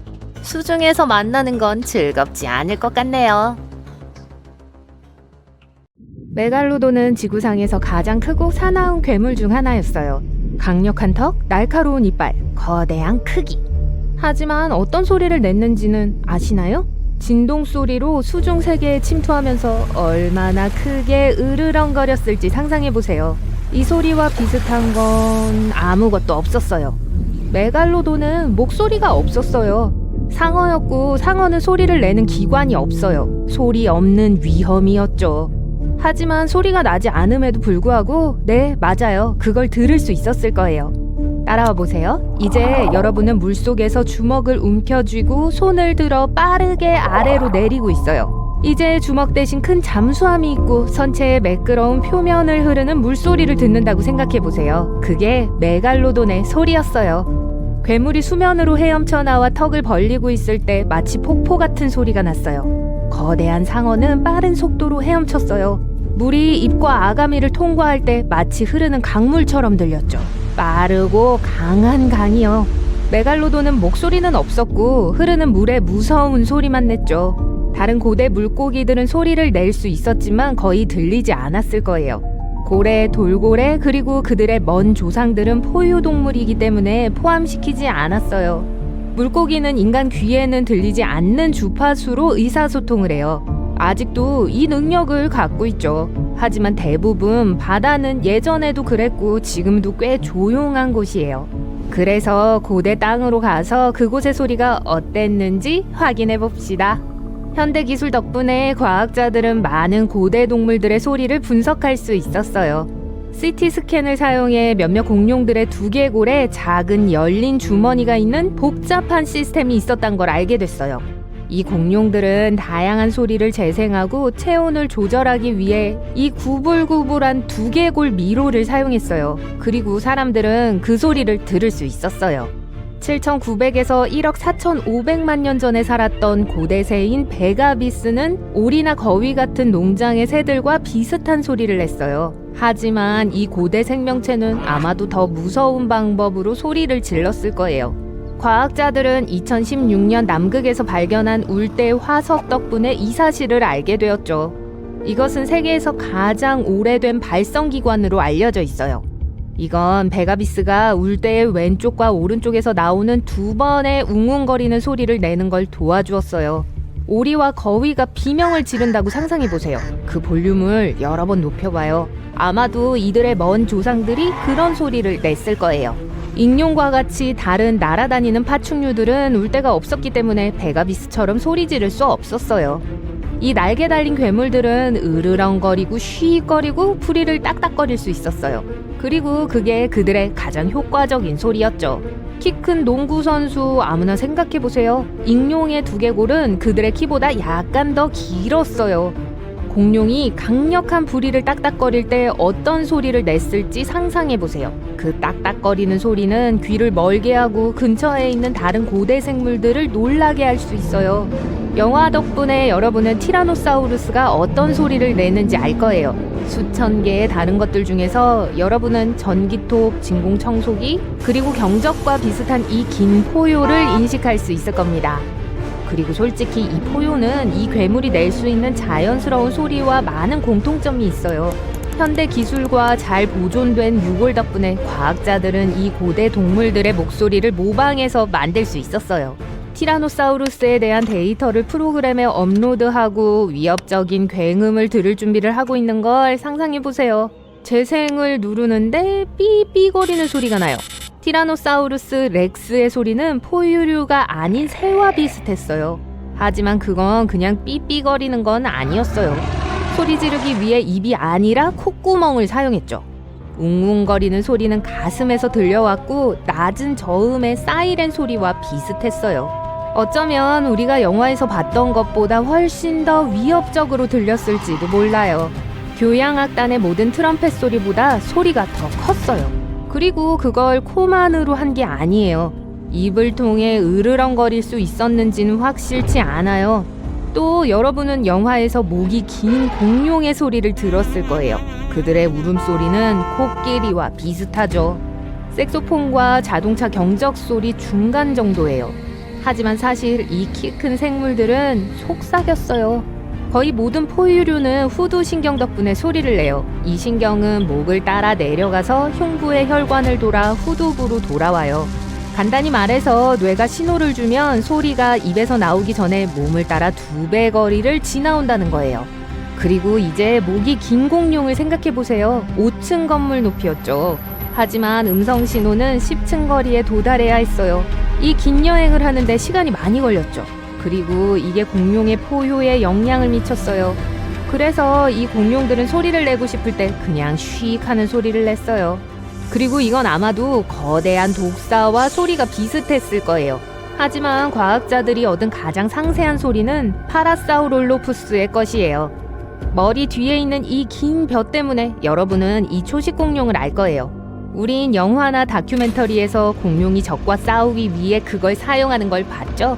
어떤 과학자들은 나무에서 과일이나 잎을 떨어뜨리기 위해 벼슬 사용했다고 믿어요. 다른 사람들은 공룡이 후각을 향상시키기 위해서 그걸 사용했다고 생각했죠. 하지만 알고 보니 자기 방어 기술과 싸움 외에도 다양한 음조로 크고 무서운 소리를 내기 위해 벼슬 사용했던 거였어요. 이것의 단단한 조직 구조 덕분에 과학자들은 이걸 환상적으로 정확하게 재현했어요. 목소리를 가진 거의 모든 생명체는 소리를 내기 위해 부드러운 기관을 사용해요. 그리고 이 연조직들은 빠르게 분해돼요. 파라사우룰로푸스는 단단한 조직을 가지고 있었어요. 이 두개골을 발견했을 때 콧구멍에서 볕까지 이어졌다가 콧구멍으로 돌아가는 관을 발견했어요. 구부러진 관악기인 크럼혼 같았죠. 이걸로 공룡이 소리를 크게 하기 위해 머리 뒤에 있는 벼슬 사용했다는 게 증명되었어요. 벼슬은 친척들이 숲에서 들을 수 있도록 그 트럼펫 소리를 낼 수 있게 해줬죠. 저음과 고음으로 콧노래를 불렀어요. 색소폰과 트럼펫 소리를 거위 소리, 자동차 경적 소리, 저주파로 섞은 후 음량을 여러 번 높여요. 그게 바로 파라사우롤로푸스의 소리예요. 4학년 때 우리 학교 밴드도 그런 소리였죠. 사담이에요. 인터넷에서 이 공룡의 다양한 음조와 음색을 들을 수 있어요. 복잡한 사회적 연결을 만들기 위해 다양한 톤의 소리를 사용했어요. 의사소통을 하고 서로를 알아보고 위험을 경고하거나 반대로 우호적인 의사를 나타낼 수 있었죠. 우린 고대 파충류들이 어떤 소리를 냈는지 알아봤어요. 하지만 고대 곤충들은 어땠을까요? 물론 성대는 없었어요. 대신 신체 부위 마찰을 사용했죠. 현대의 귀뚜라미가 날개로 귀뚤거리는 걸 보세요. 한쪽 날개에 아주 작은 톱날 같은 게 있어요. 두 번째는 조정관 같은 모양을 하고 있어요. 간단한 플라스틱 빗을 들고 손가락 끝으로 그 빗살을 문질러 보세요. 귀뚜라미도 같은 원리로 소리를 내요. 날개는 진동에 일련의 음파를 공중으로 방출하죠. 하지만 고대 관목 귀뚜라미의 귀뚤거리는 소리는 훨씬 더 시끄러웠기 때문에 현대의 곤충들과는 아주 달랐어요. 귀뚤거리는 소리가 마치 호루라기 같았어요. 또 고주파 덕분에 폐쇄 무선 채널을 통해 비밀리에 의사소통할 수 있었죠. 여러분이 이걸 들었다면 잠들기 아주 힘들었을 거예요. 이제 현대의 귀뚜라미는 소리의 고주파수를 늘려서 그렇게 시끄럽지는 않아요. 높은 음파는 멀리 퍼지지 않기 때문에 박쥐가 곤충의 소리를 들을 위험을 줄여줘요. 그때의 정글 소리가 어땠을지 상상을 한번 해보세요. 귀뚜라미의 큰 울음소리가 귀를 아프게 해요. 그런 뒤에 브라키스사우루스의 쉬익거리는 소리가 들려요. 익룡의 딱딱거리는 소리가 천둥치듯 하늘을 흔들어요. 그러다가 정글 어디선가 다양한 톤의 트럼펫 소리를 들을 수 있어요. 파라사울롤로푸스가 서로 소통하는 소리예요. 그러고 나서 큰 티라노사우루스의 사이렌 소리에 겁을 먹죠. 정말 시끄럽네요. 이런 상황에선 아마 평안을 찾을 수 없었을 거예요. 다행히도 인간은 수백만 년 후에 나타났어요. 그나저나 과학자들은 우리의 먼 조상들이 어떤 소리를 냈는지 알아내고 이해했어요. 그들은 네안데르탈인의 뼈에 있는 입, 코, 목에 들어있는 기능들을 주의 깊게 조사했어요. 그들의 목소리는 우리와 비슷했지만 성인 네안데르탈인의 발성 범위는 2-3살 정도였어요. 자음 없이 웅얼거리는 듯 했죠. 두개골의 연구는 네안데르탈인의 소리를 정확하게 재현할 수는 없었지만 2007년 과학자들은 그들의 뼈에서 DNA 샘플을 추출했어요. 그들은 인간의 말에 대응하는 유전자 변형을 발견했어요. 과학자들은 네안데르탈인들이 우리 가게 노인 호모 사피엔스와 싸웠다고 믿고 있어요. 싸움의 결과로 그 종이 멸종되었죠. 하지만 발견된 유전자는 그들이 서로 다른 연결고리를 가질 수도 있다는 걸 보여줘요. 아마도 네안데르탈인들이 자신들의 언어를 이해하고 심지어 몇몇 단어들을 발음할 줄 알았을지도 몰라요. 여러분의 집에 꼬리를 흔들거나 발냄새를 맡는 소중한 개가 있을지도 모르겠네요. 반려견의 청각이 얼마나 예민한지 놀라신 적 있나요? 집안의 다른 층에 있어도 과자 봉지를 뜯는 소리를 들을 수 있을 정도니까요. 이렇게 놀라운 능력을 가지고 있음에도 불구하고 대부분의 가정 반려견은 동물계에서 최고의 청력을 가지고 있지는 않습니다. 사실 상위 5위 안에 들지도 못해요. 이제 동물 청각의 세계로 들어가 다른 동물들의 청각은 어떨지 상상해 보겠습니다. 우리 인간은 꽤 대단한 존재입니다. 모든 종류의 재능을 가지고 있죠. 하지만 청각 올림픽에서 우리는 경쟁 상대조차 되지 못해요. 고양이나 박쥐와 나란히 놓아두면 인간의 귀는 아주 평범해 보이죠. 코끼리를 예로 들어볼게요. 코끼리는 큰 동물이고 귀도 아주 커요. 코끼리의 청각기관은 초저주파 파동을 포착할 수 있습니다. 이 음파는 일반적인 음파가 아니에요. 우리 인간은 들을 수 없는 저주파의 우렁찬 속삭임 소리입니다. 즉 코끼리는 이동 중에도 비구름과 같은 소리를 들을 수 있다는 뜻이죠. 뿐만 아니라 이 거대한 포유류는 매우 영리한 의사소통 방법을 가지고 있습니다. 코끼리는 땅을 쿵쿵 밟아 우리에게는 거의 감지할 수 없는 진동을 만들어내요. 코끼리에게 이러한 진동은 장거리 전화 통화와 같은 역할을 해요. 코끼리는 수킬로미터 떨어져 있어도 발과 귓뼈를 통해 메시지를 전달받아요. 소통이 정말 원활하네요. 박쥐에 대해 알아볼까요? 박쥐는 반향 탐지 기술을 사용하는 야간 탐색의 대가입니다. 물체에 부딪힌 후 반사되어 되돌아오는 고주파 소리를 내죠. 박쥐는 이 반향으로 정신지도를 만들어 어둠 속에서도 완벽하게 길을 찾을 수 있습니다. 박쥐가 이 이상 멋질 수 없다고 생각했을 때 과학자들은 박쥐의 청각 능력이 날개까지 확장된다는 사실을 발견했습니다. 박쥐는 메르켈 털이라는 특수 털을 통해 공기의 움직임을 감지해서 다가오는 물체를 인식해요. 우리에게 익숙한 전통적인 청각은 아니지만 환경에 대한 환상적인 적응력이죠.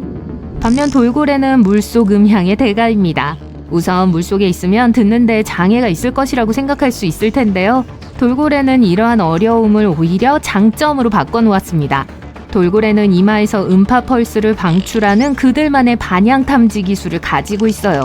이 소리는 물체에서 반사되어 돌고래의 턱에서 포착된 후 고도로 발달된 청각신경을 통해 뇌로 전달됩니다. 돌고래는 귀가 있기는 하지만 우리처럼 청각의 중심 역할을 하진 않아요. 대신 혁신적인 청취 방법을 찾아내 그들이 얼마나 놀라운 동물인지 다시 한번 증명했습니다. 잊지 마세요. 반려동물인 고양이와 개는 청각의 챔피언입니다. 고양이의 귀는 최대 49m 밖에서의 고주파 소리를 들을 수 있도록 설계되어 있어요. 쥐를 잡는데 유용하겠죠? 반면에 개는 귀 주변의 근육 덕분에 소리의 위치를 파악하는 데 능숙합니다. 반려견이 수상한 소리를 들었을 때 귀를 쫑긋 세우는 걸 본 적이 있나요? 그게 바로 그들의 예리한 청각 능력입니다. 곤충처럼 우리 주변에서 윙윙거리는 아주 작은 동물도 사실 세상의 소리를 들을 수 있습니다. 실제로 일부 곤충은 사람의 고막과 비슷한 걸 가지고 있어요. 고막은 팀파니라는 이름을 가진 섬세한 작은 막입니다. 음파에 따라 흔들려요. 그 흔들림은 뇌가 이해할 수 있는 신호로 바뀌어요. 밤마다 이어지는 귀뚜라미의 세레나데나 여름의 매미의 리드미컬한 노래를 들어본 적이 있을 거예요. 이 작은 교향곡의 대가들은 바로 이런 설정을 통해 자신의 세계를 들려줍니다. 하지만 그게 전부는 아니에요. 어떤 벌레들은 주변 환경을 엿듣기 위해 다른 접근 방식을 취합니다. 이들은 더듬이 중앙에 감각세포를 가지고 있어요. 이 구조를 존스턴 기관이라고 합니다. 예를 들어 모기나 벌, 심지어 초파리를 생각해보세요. 이들은 안테나를 사용해서 주변을 감지할 뿐만 아니라 세상 소리를 듣기도 합니다. 더 와일드해지죠. 어스름한 야행성 생물인 호크모스는 입 안에 독특한 기관을 가지고 있어요. 초음파 소리를 들을 수 있는 초능력과도 같은 기관인데요. 이 덕분에 사냥을 나서는 박쥐의 위험한 잠수를 피할 수 있어요. 궁극의 청력 트로피에 관해서라면 동물의 왕국에는 완전히 독특한 우승자가 있습니다. 바로 나방이에요. 스코틀랜드 글래스고에 있는 과학자들이 발견한 큰 밀랍 나방이 바로 그들입니다. 귀를 기울이고 쫑긋 세우게 만드는 이 나방에 대한 흥미로운 이야기를 들어보세요. 배경 설명을 드리자면 큰 밀랍 나방은 외관상으로는 눈에 띄지 않아요. 그러니까 갈색이에요. 일상적인 활동으로는 벌집을 갉아먹는 걸 좋아해요. 동물의 왕국에 자연스럽게 섞여 살지만 귀가 아주 예민합니다. 청력은 얼마나 좋겠어요. 이 작은 생명체는 최대 300kHz 주파수의 소리를 들을 수 있는 것으로 밝혀졌습니다. 이에 비해 인간의 귀는 약 20kHz까지만 감지할 수 있어요. 이미 인상적이지 않은 이 능력은 나이가 들면서 약 15kHz까지 떨어집니다. 돌고래조차도 경쟁할 수 없죠. 돌고래는 최대 약 160kHz까지만 들을 수 있습니다. 나방에게 왜 그런 뛰어난 청각이 필요한지 궁금하실 거예요. 과학자들은 이 특별한 청각의 이유가 생존 본능에 있다고 설명합니다. 정확히 말하면 포식 본능입니다. 박쥐는 다른 곤충들 사이에서 맛있는 나방 먹이를 찾기 위해 고주파 반향 울음소리를 사용해요. 하지만 이 영리한 나방은 박쥐가 듣지 못하는 주파수를 포착할 수 있도록 진화했습니다. 이러한 추론에도 불구하고 나방이 왜 그렇게 높은 주파수를 들을 필요가 있는지에 대해서는 다소 미스테리였어요. 연구 과정에서 전문가들은 고주파 초음파를 녹음하는 것이 까다롭다는 걸 발견했고, 따라서 실제로는 박쥐들이 나방이 들을 수 있는 초고주파에서 울음소리를 낼 수 있을 가능성이 있습니다.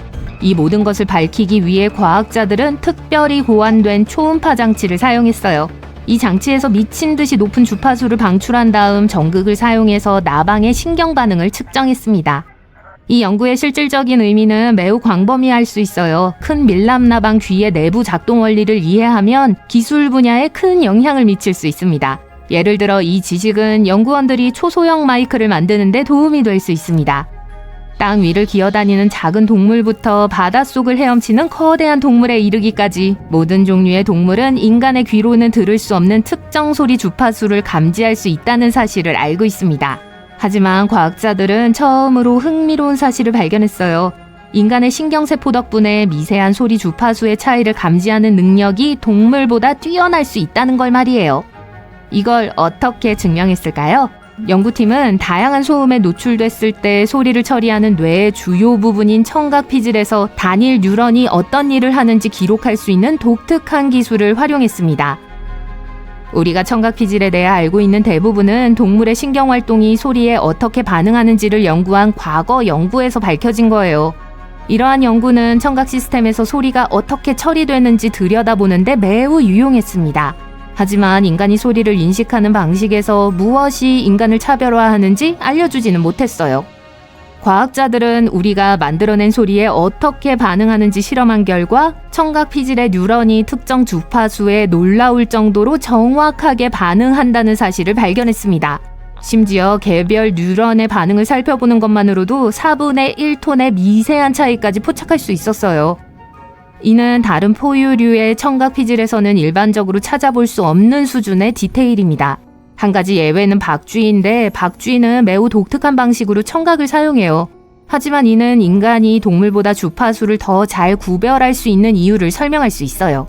우리 뇌가 소리 주파수를 처리하는 방식에는 몇 가지 특징이 있는 것으로 보입니다. 대화, 음악, 일상소음과 같은 보다 자연스러운 소리를 재생했을 때 뉴런은 복잡한 활동 패턴을 보였어요. 이러한 패턴은 뉴런의 주파수 선택성만으로는 완전히 설명할 수 없었습니다. 동물 연구에서 비슷한 현상이 나타난 적은 있지만 사람에게서 이런 현상이 나타난 것은 이번이 처음이에요. 어둠 속에서 빛을 내는 상어들이 있는데 예를 들어 복상어가 그래요. 수면 아래에 거의 518m 깊이의 어두운 바다에 살아요.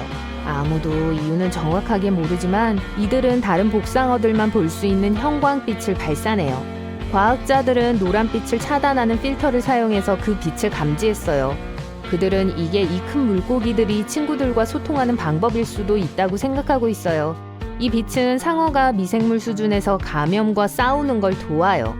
찌르레기는 서로를 알아보는 데 사용하는 비밀 암호가 있어요. 이 새는 다른 종의 새 둥지에 알을 낳기 때문에 특별한 종류의 기생조류예요. 어린 찌르레기는 자신들만이 아는 비밀 암호와 같이 자기 종의 노래를 인식하는 내부 메커니즘을 갖고 있어요. 그렇게 해서 자기와 같은 종을 찾을 수 있어요. 회색곰은 믿을 수 없을 정도로 강한 턱힘을 갖고 있어요. 귀여워 보일 수 있지만 이 덩치 큰 녀석이 가까이 있다면 날카로운 발톱과 특히 입으로부터 손이 닿지 않는 곳에 있는 게 좋아요. 턱힘이 800만 파스칼 이상인데 볼링공을 으스러뜨릴 수 있다는 걸 의미해요. 어떤 동물들은 피부 깊숙한 곳까지 줄무늬가 있고 다른 어떤 동물들은 좀 더 겉핥기식인 걸 갖고 있어요. 호랑이가 첫 번째 그룹에 속해요. 털에 줄무늬가 있을 뿐만 아니라 피부에도 줄무늬가 있어요. 눈표범과 같은 다른 털복숭이 큰 고양이들도 마찬가지예요. 기린과 얼룩말은 털에만 무늬가 있기 때문에 두 번째 그룹에 속해요. 얼룩말 이야기가 나와서 말인데 검은색에 흰색 줄무늬가 있는 걸까요? 아니면 흰색에 검은색 줄무늬가 있는 걸까요? 처음에는 두 번째 선택이 맞는 것 같아 보여요. 검은 줄무늬는 대부분 다리 안쪽과 배 쪽으로 끝나요. 그리고 나머지 부분은 흰색이에요. 하지만 그건 사실이 아니에요. 놀랍게도 검은색에 흰색 줄무늬가 있어요. 흰색과 검은색, 모든 털은 멜라노사이드 세포가 있고 모낭에서 자라요. 모든 동물들은 이런 세포를 갖고 있어요. 이것들은 멜라닌이라고 불리는 색소를 생성하고 털과 피부에 색을 줘요. 얼룩말의 경우 화학 전달자는 어떤 멜라노사이트가 어떤 털의 어느 부분에 색을 보낼지 알려줘요. 그래서 얼룩말은 검은색과 흰색 줄무늬를 가지게 된 거예요. 하지만 흰색은 사실 그 자체 색소가 아니에요. 멜라닌 결핍으로 생겨난 거죠. 그래서 검은색이 얼룩말의 기본색인 거예요. 코알라는 범죄 현장을 오염할 수 있을 정도로 우리와 아주 비슷한 지문을 갖고 있어요. 인간과 공통점이 많은 것 같진 않은데 손을 자세히 보세요. 독특한 고리와 아치가 있으니까 만약 코알라가 불법적인 일을 하기 원한다면 장갑을 끼는 게 좋을 거예요. 달랑개는 자기가 별로 좋아하지 않거나 위협적으로 느끼는 것 근처에 있을 때 으르렁거려요. 배에 있는 이빨로 그렇게 하죠. 우선 집게발을 보여줌으로써 여러분이 뭔가를 시도하려 한다면 스스로를 방어할 거란 걸 알려줘요. 만약 그게 효과가 없다면 개처럼 무시무시한 으르렁거리는 소리를 낼 거예요. 하지만 그 소리는 달랑개 배 안에 있는 길고 단단한 이빨 3개를 문질러서 나오는 거예요. 달랑개는 먹이를 갈 때도 같은 소리를 내요. 이빨 이야기가 나와서 말인데 일각 돌고래의 엄니가 사실 안쪽에서 나온 치아라는 걸 알고 있었나요? 대부분의 다른 고래들과는 달리 일각 돌고래만이 큰 엄니 또는 턱 안쪽에서 자라는 이빨을 갖고 있어요. 최대 1000만 개의 신경 말단이 있고 보호되지 않아서 엄니는 모든 접촉에 아주 민감하다는 걸 의미해요. 엄니에는 보통 신경 말단이 많지 않기 때문에 거의 피부 조각과 비슷해요. 인간의 95%가 오른손잡이에요. 그리고 큰 돌고래도 마찬가지예요. 그 중에는 인간들보다 오른손잡이가 훨씬 더 많아요. 한 연구에서 과학자들은 큰 돌고래가 99% 이상 왼쪽으로 돈다는 걸 발견했는데 그 뜻은 오른손잡이라는 걸 의미해요. 큰 돌고래는 오징어, 새우 또는 더 작은 물고기와 같은 먹이를 사냥할 때 오른쪽 명과 오른쪽 눈을 해저에 더 가까이 둬요. 바다에서 온 더 멋진 사실들이에요. 혹등고래가 먹이를 쫓을 때 거품을 사용하는 걸 알고 있었나요? 혹등고래가 얼마나 큰지 고려해 볼 때 특별한 방법이 필요 없을 거라고 생각할지도 몰라요. 하지만 바다에서 먹이를 찾아 잠복할 때 이 고래들은 팀을 이뤄 거품 그물이라는 기술을 써요. 위쪽으로 나선형으로 헤엄치는 동안 물속에서 거품을 내요. 이 거품들은 물고기가 탈출하는 걸 어렵게 만들죠. 길들여진 고양이에 대한 가장 오래된 증거는 12,000년 전으로 거슬러 올라가요. 연구원들은 거의 20년 전에 키프로스의 고대 마을을 파헤칠 때 이걸 발견했어요. 인간의 뼈 바로 옆에서 고양이 뼈를 발견했는데 그건 그들의 삶이 끝날 때도 서로 가까이 했었다는 걸 암시했어요. 인간들은 사냥꾼이기 때문에 29,000년 전쯤에 먼저 개를 길들였어요. 개들은 인간이 다른 동물들을 잡는 걸 도왔어요. 하지만 인간들은 정착하고 잉여 작물을 저장하기 시작할 때까지 고양이가 필요하다고 생각하지 않았죠. 생쥐는 곡물 가게의 단골 손님이 되었고 그래서 그 시기에 고양이들이 유용해지기 시작했어요. 퍼피는 몸을 긁고 싶을 때 아주 획기적으로 긁어요. 분명 멋진 부리를 자랑스러워할 수 있지만 확실히 긁는 데에는 충분하지 않다고 생각했나 봐요. 연구원들은 퍼핀이 가려운 곳을 긁기 위해 자발적으로 작은 나무 막대기를 가져오는 경향이 있다는 걸 알아차렸어요. 맨해튼의 작은 지역에만 사는 특별한 종류의 개미가 있어요. 63번가와 76번가 브로드웨이 중앙이 이 기어다니는 동물이 자신들에게 가장 적합한 장소라고 결정지은 곳이에요.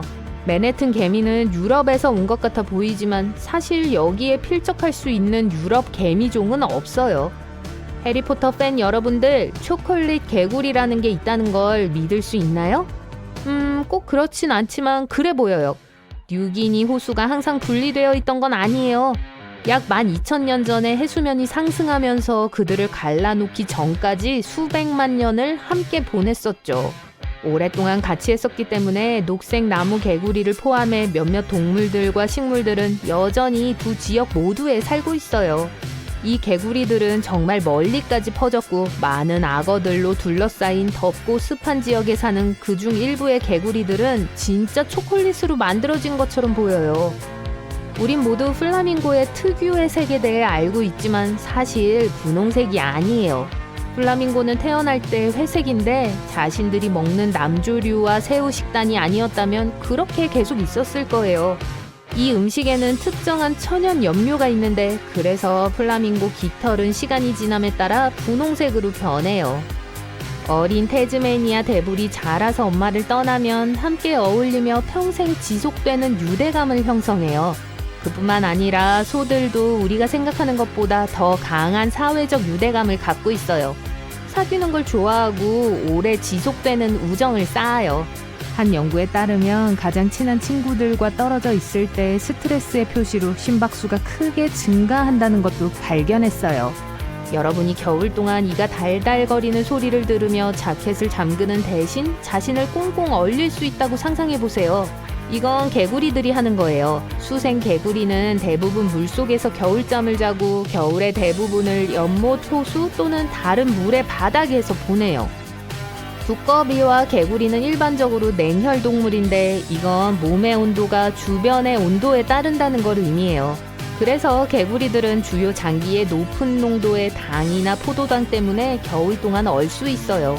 일단 동결이 풀리면 아무 일도 없었다는 듯이 계속 지내요. 문어는 3개의 심장과 푸른색의 피를 갖고 있어요. 시속 40km의 속도로 움직일 수 있고 포식자의 시야를 흐리게 할 뿐만 아니라 실제로 그들을 해치는 잉크를 뿌리죠. 또 9개의 뇌를 갖고 있어요. 중앙에 있는 뇌와 팔에 있는 8개의 뇌죠. 그래서 중앙의 뇌가 다른 일을 하느라 바쁠 때 팔로 조개를 열 수 있는 거예요. 문어는 팔로도 맛을 볼 수 있어요. 해양 생물이 생산하는 화학물질을 감지하는 방식으로 팔을 만지고 맛을 보게 해주는 세포가 빨판에 있어요. 이런 식으로 문어는 먹이와 바위를 구별할 수 있어요. 평범한 하루예요. 평소처럼 출근 준비를 시작하기 전에 샤워를 해요. 모든 것이 계획대로 진행되다가 갑자기 엉망이 돼요. 한 번에 서투른 동작으로 바닥에 물을 흘리고 팔을 허공에 펄럭이며 무서운 속도로 몸이 바닥에 가까워져요. 모든 것이 캄캄해집니다. 가장 먼저 들리는 것은 고음의 징징거리는 소리예요. 아야, 머리! 조심스럽게 일어나요. 피가 나오지 않아서 다행이에요. 더 좋은 점은 성가신 소음이 갑자기 멈췄다는 거예요. 고개를 들고 화장실을 나서는데 고양이 마일로에게 걸려 넘어질 뻔합니다. 마일로가 하악질을 하는데 여러분 머릿속엔 선명한 목소리가 들려요. 칠칠맞기는 두려움에 고개를 돌리지만 아무도 보이지 않고 여러분과 마일로? 생각보다 머리를 많이 부딪혔나봐요. 여러분은 어깨를 으쓱하며 부엌으로 향해요. 마일로가 여러분을 따라가요. 투덜거리는 소리가 계속 들립니다. 왜 자기는 침실에서 자면서 나는 못 자게 하는 거야? 왜 아직 밥도 안 주지? 이 가죽 생명체는 너무 게을러. 소파를 긁어놓을까? 아니면 베개에 쥐를 갖다 놓을까? 가장 먼저 떠오르는 생각은 이거예요. 우리 집에 쥐가 있다고? 두 번째 생각은 나 제정신이 아니구나. 잘한다. 습관처럼 우유를 마일로의 그릇에 붓고 다른 그릇에 마른 사료를 채워요. 여러분의 느릿한 행동에 고양이는 불만이 있나 보네요. 맙소사 빨리 좀 움직이라고 하는 걸 보면요. 이제 여러분은 사랑하는 고양이 마일로가 실제로 심술궂은 노인의 성격을 가지고 있다는 사실을 알고 살아야 해요. 그렇군요. 여러분은 너무 힘들어서 다시 화장실에 갇히기로 결심해요. 변기 뚜껑에 무겁게 앉아있다가 누군가 큰 소리로 다투는 소리가 들리자 공중으로 펄쩍 뛰어오를 뻔해요. 주위를 둘러보니 집안에 쥐뿐만 아니라 바퀴벌레도 있다는 사실을 알게 돼요. 그냥 잘 됐네요. 지금 여러분은 싸우고 있는 것처럼 보이는 두 마리의 곤충을 바라보고 있어요. 적어도 그들 중 하나는 다른 하나한테 속임수라며 비난하고 있어요. 잠깐, 속임수라고요? 똑똑히 들렸어요. 쾅 하는 소리가 들리며 화장실 밖으로 뛰어나가려던 순간 거실에서 고양이가 깨진 화분 아래 바닥에 쓰러져 있는 걸 발견해요. 최악인 건요, 고양이가 정말 다친 것 같아요. 계속 야옹야옹 하면서 낑낑거려요. 아프다 아파 내 발. 아야. 하지만 오늘은 소파에 상처가 나면 안 된다고. 마일로를 안아 캐리어에 밀어넣고 이봐 조심해 이 가죽 가방아. 병원으로 향해요. 가는 길에 수많은 사람들의 소음을 차단하기 위해 집중력을 발휘해야 해요. 동물병원 대기실이 꽉 찼어요. 이런, 오래 기다려야겠네요. 30분이 지나자 머리가 터질 것만 같아요. 노란 비단뱀이 구석에 있는 소녀에게 안겨있는 햄스터에게 수상한 관심을 보이고 있다는 사실을 알게 됐기 때문이죠. 통통하네, 예쁘네. 햄스터는 자신의 견과류가 어디에 숨어있는지 걱정하고 있어요. 내가 어디에 숨겼더라? 어디? 할머니와 함께 온 작은 개는 바늘에 대해 불안해해요. 그 날카로운 걸 한 번만 더 나한테 갖다 대기만 해봐. 후회할걸? 내 발에 닿는 모든 걸 파괴할 거야. 드디어 여러분의 차례예요. 수의사가 진료실로 여러분을 초대하고 여러분이 마일로를 안으려고 허리를 굽히는 순간 절망적인 표정의 청년이 방으로 들어옵니다. 내 강아지 왜 이러는 거예요? 수의사는 미안한 표정으로 여러분을 쳐다보지만 여러분은 강아지에게 집중해요. 아주 약하게 들리는 소리는 초콜릿 맛있어. 수의사와 불안해하는 주인에게 강아지가 초콜릿을 먹었다고 말하자 수의사는 우스꽝스러운 표정을 지으며 진료실로 사라져요. 잠시 후 그 남자는 전보다 훨씬 좋아 보이는 강아지를 안고 퇴장해요. 그들이 떠나고 수의사가 여러분에게 묻습니다. 걔가 초콜릿을 먹은 건 어떻게 알았어요? 이런 또 시작이군요. 정직이 최선의 전략이라고 판단하고 수의사에게 동물의 말을 이해할 수 있다고 말해요. 물론 수의사는 여러분을 믿지 않죠.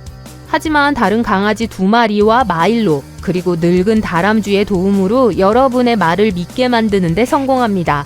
집에 돌아오자 머릿속이 빙글빙글 돌고 배가 많이 고파요. 생각나는 건 계란 후라이와 베이컨뿐이에요. 잠깐, 베이컨? 하지만 그건 이런, 오늘부터 여러분은 채식주의자예요. 어쨌든 그때부터 시작입니다. 어떻게 된 일인지 모르지만 여러분은 하룻밤 사이에 유명해져요. 다음날 아침 시끄러운 소음이 여러분을 깨웁니다. 하지만 동물이 말하는 소리는 아니에요. 창밖을 내다보니 집 주변에 사람들이 모여 있는 것이 보여요. 그들 중 일부는 기자들이지만 다른 일부는 도움을 요청하러 온 반려동물 주인이에요. 마일로는 뾰루통해요. 쉴 새 없이 투덜대며 여러분을 부르더니 여러분 다리를 물어뜯고 계단 아래로 숨어버려요. 그리고 여러분은 집 밖으로 나가 사람들과 이야기하고 기자들의 질문에 대답해요. 저녁이 되면 피곤하지만 행복하기도 해요. 오늘 여러분은 주인이 스스로 해결할 수 없는 심각한 건강 및 심리적 문제를 가진 동물들을 여러 마리 구했어요. 어두운 침대에 누워 이 능력을 어떻게 활용할 수 있을지 생각해봐요. 바로 그때 계획이 구체화됩니다. 곧 여러분은 세계에서 가장 유명한 동물 돌봄 전문가가 될 거예요. 동물들의 고민을 들어주고 우울증에서 벗어나게 해주고 주인과의 오해를 풀도록 도와주죠. TV 프로그램에서 인터뷰 요청이 쇄도하고 유튜브 채널 구독자는 매일 더 많아질 거예요. 길거리에서 사람들이 여러분을 알아보고 함께 사진을 찍자고 요청해요. 전 세계를 여행하며 멸종위기에 처한 동물들을 돕고 강연을 해요. 전 세계의 동물병원을 열고 최고의 전문가들을 초빙해서 일하게 해요. 공원을 산책 갈 때는 새들이, 해변에서 잠시 휴식을 취할 때는 물고기가 들려주는 이야기를 들을 수 있으니 외로움을 느끼지 않아요. 동시에 수많은 동물들이 도움을 구걸하고 있지만 아무도 그 소리를 들을 수 없다는 사실을 깨닫게 돼요. 여러분은 그들의 스피커 역할을 맡기로 결심합니다. 이제 여러분은 인간 세계뿐만 아니라 동물의 세계에서도 유명해졌어요. 동물들은 고마워하며 그 보답으로 지구에서 일어날 다양한 자연재해에 대해 알려주기 시작해요. 동물들이 지진이나 화산 폭발을 예측할 수 있다는 이야기를 들어보셨을 거예요. 이전에는 사람들이 특정 종의 비정상적인 행동을 알아채기 위해 열심히 노력해야 했다면 이제는 동물들이 앞으로 일어날 일과 장소에 대한 정보를 전달해줘요. 시간이 지날수록 사람들과 보내는 시간이 줄어들고 동물과 보내는 시간이 늘어나는 걸 느낄 수 있어요. 여러분은 동물원, 서커스 및 동물의 의지에 반해서 동물을 가두는 기타 장소에 대한 캠페인을 함께 계획해요. 그러던 어느 날 상상할 수 없는 일이 벌어져요. 집으로 돌아가던 중 검은색 밴이 옆에 멈췄어요. 복면을 쓴 큰 남자 몇 명이 여러분을 붙잡고 차 안으로 밀어 넣어요. 문이 등 뒤로 닫힙니다. 안으로 들어가 보니 몇몇 영향력 있는 사람들이 여러분의 활동에 불만을 품고 있었어요. 이 여행이 좋게 끝나지 않을 것임을 깨닫게 됐죠. 그들은 여러분의 눈을 가리고 어딘가로 인도해요. 하지만 어느 순간 여러분은 발을 헛디뎌 무언가에 머리를 부딪힙니다. 세게요. 눈을 뜹니다. 마일로가 여러분 위에 서서 누워있는 여러분의 몸을 무심하게 바라보고 있어요. 그리고 가장 끔찍한 일이 일어나요. 마일로는 어떠한 문장처럼 들리는 야옹 소리를 내고는 돌아서서 화장실에서 걸어 나가요. 그리고 여러분은 그가 말하는 걸 하나도 이해하지 못해요. 이 모든 것이 그냥 꿈이었던 걸까요? 불가사리는 머리가 없는 것으로 밝혀졌습니다. 몸 자체가 머리입니다. 불가사리를 처음 보면 팔이 5개라고 생각하시죠? 과학자들은 불가사리가 왜 이렇게 생겼는지, 특히 머리가 어디에 있는지에 대해 항상 궁금해왔습니다. 인간을 포함한 대부분의 동물은 몸통이 양측 대칭을 이루기 때문에 몸통을 가운데로 나누면 양쪽이 일치하는 모양을 얻을 수 있어요. 하지만 불가사리는 연잎성게, 말미잘과 더불어 그렇지 않아요. 불가사리는 방사형 대칭으로 몸의 중앙에서 같은 부분이 펼쳐집니다. 불가사리는 5방향 대칭을 이루고 있으며 5개의 동일한 부분으로 나눌 수 있기 때문에 특별해요.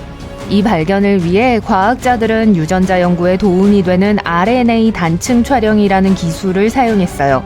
그들은 신경계를 포함한 외층을 제어하는 유전자에 초점을 맞췄습니다. 놀랍게도 머리와 관련된 유전자가 불가사리의 머리와 팔에 활성화되어 있었습니다. 그러나 몸통과 연결된 유전자는 거의 활성화되지 않았습니다. 이는 불가사리의 머리와 몸통이 독특하게 분리되어 있음을 시사해요. 이 연구는 화석 기록을 바탕으로 불가사리의 진화 과정과 몸통을 가진 조상이 어떤 모습이었을지에 대한 새로운 의문을 불러일으켰습니다. 또한 도토리벌레의 머리에서 활성화되는 유전자가 불가사리의 몸 전체를 덮고 있는 피부에서도 활성화되는 것으로 나타났습니다. 이 유전자는 각 팔의 중앙에서 가장 활발하게 활동하며 팔끝으로 갈수록 다른 동물의 뒤쪽에서 발견되는 유전자와 유사하게 변화합니다. 불가사리는 몸통에 대한 유전자가 없습니다. 이 모든 것이 불가사리의 해부학적 구조에 대한 전통적인 관점에 도전합니다. 폴 맥카트니가 비틀즈의 노래 A Day in the Life의 마지막에 그의 셰틀랜드 양치기계를 위한 초음파 호루라기를 녹음했다는 소문이 있어요. 개는 청각 능력이 뛰어나기 때문에 초음파 소리를 들을 수 있어요. 개는 귀 하나를 움직이려면 18개의 근육을 사용해야 합니다. 이 덕분에 소리의 발원지를 재빨리 찾아낼 수 있으며 이는 인간보다 뛰어난 또 하나의 능력이죠. 개들의 놀라운 청력은 때때로 후각보다 뛰어납니다. 개의 후각은 인간보다 최대 10만 배 더 예민합니다. 인간의 후각 수용체는 약 500만 개이지만 블러드 하운드는 최대 3억 개에 달합니다. 또 다른 연구에 따르면 개와 큰 돌고래는 인간과 놀라운 유사성을 공유할 수 있다고 해요. 그들은 사랑하는 상대와 헤어질 때 상대방의 이름을 부릅니다. 이는 인간이 아닌 동물 중 최초로 밝혀진 사실입니다. 이번 연구를 통해 돌고래는 친한 동료와 헤어질 때 서로의 시그니처 휘파람 소리를 모방한다는 사실이 밝혀졌습니다. 시라소타 돌고래 연구 프로그램의 기록에 따르면 여러 쌍의 돌고래가 별도의 그물에 갇혀 있었지만 여전히 서로 의사소통을 할 수 있었다고 해요. 돌고래의 수다 중 일부는 돌고래 친구들의 독특한 휘파람 소리를 모방한 것으로 밝혀졌습니다. 다음은 독특한 식사 습관을 가진 플라밍고입니다. 플라밍고는 종종 머리를 거꾸로 하고 먹이를 먹는 모습을 볼 수 있어요. 이 독특한 행동은 플라밍고 입의 해부학적 구조와 길고 우아한 목을 물속으로 움직이기 위한 메커니즘과 관련이 있습니다. 플라밍고는 숙련된 여과 섭식자로 혀를 효과적인 채로 사용하여 먹이를 잡아요. 목을 물 아래로 내릴 때 입을 거꾸로 뒤집는 자세를 취합니다. 그런 다음 입을 다물고 부리의 비처럼 뻗은 부분을 통해 능숙하게 물을 빨아들입니다. 또한 혀를 이용해 물을 배출하면서 수집한 먹이를 섭취해요. 넷플릭스에서 영화 나의 문어 선생님을 보셨다면 문어가 인간과 유대감을 형성할 수 있다는 사실을 이미 알고 계실 거예요. 하지만 이번에는 문어의 해부학적 구조에만 초점을 맞추겠습니다. 문어에는 심장이 3개 있어요. 하나의 심장은 몸 전체에 혈액을 펌프질하고 다른 2개의 심장은 그 혈액을 문어의 아가미로 보내요. 문어는 또한 9개의 뇌를 가지고 있어요. 문어의 8개의 촉수에는 각각 고유한 미니 뇌가 있습니다. 이 미니 뇌 덕분에 각 촉수는 번개처럼 빠른 속도로 독립적으로 움직일 수 있어요. 그리고 9번째 뇌는 전체 팔 신경계를 관장합니다. 주머니 쥐는 어떤 면에서는 영리합니다. 주머니 쥐는 생명의 위협을 느끼면 죽은 척하는 것으로 유명해요. 포식자와 마주쳤을 때 이빨을 드러내고 쉿 소리를 내며 으르렁거림으로써 적을 위협해요. 그러나 이러한 전술이 실패하면 주머니 쥐는 눈을 감고 옆으로 쓰러져 죽은 척하는 방법을 사용해요. 더 설득력 있게 보이기 위해 주머니 쥐는 침을 흘리고 혀를 내밀고 배설물을 배설하여 갑자기 죽었다는 착각을 불러일으킬 수도 있습니다. 놀랍게도 주머니 쥐는 위협이 사라졌다고 확신할 때까지 몇 시간 동안 이 상태를 유지하며 기다릴 수 있습니다. 원숭이들은 서로를 부를 때 큰 소리를 낼 수 있어요. 하지만 짖는 원숭이의 울음소리는 특정 상황에서 약 5km까지 들릴 수 있습니다. 보통 수컷이 암컷보다 더 큰 소리를 내요. 이 소리는 동물의 목구멍에 있는 비대해진 뼈의 공간을 통해 공기를 끌어당겨서 만들어집니다. 이 뼈는 암컷에 비해 수컷이 더 크기 때문에 수컷의 소리가 더 크게 들려요. 북극곰의 털 아래에는 검은 피부가 있습니다. 북극곰의 푹신한 흰색 털은 사실 반투명해요.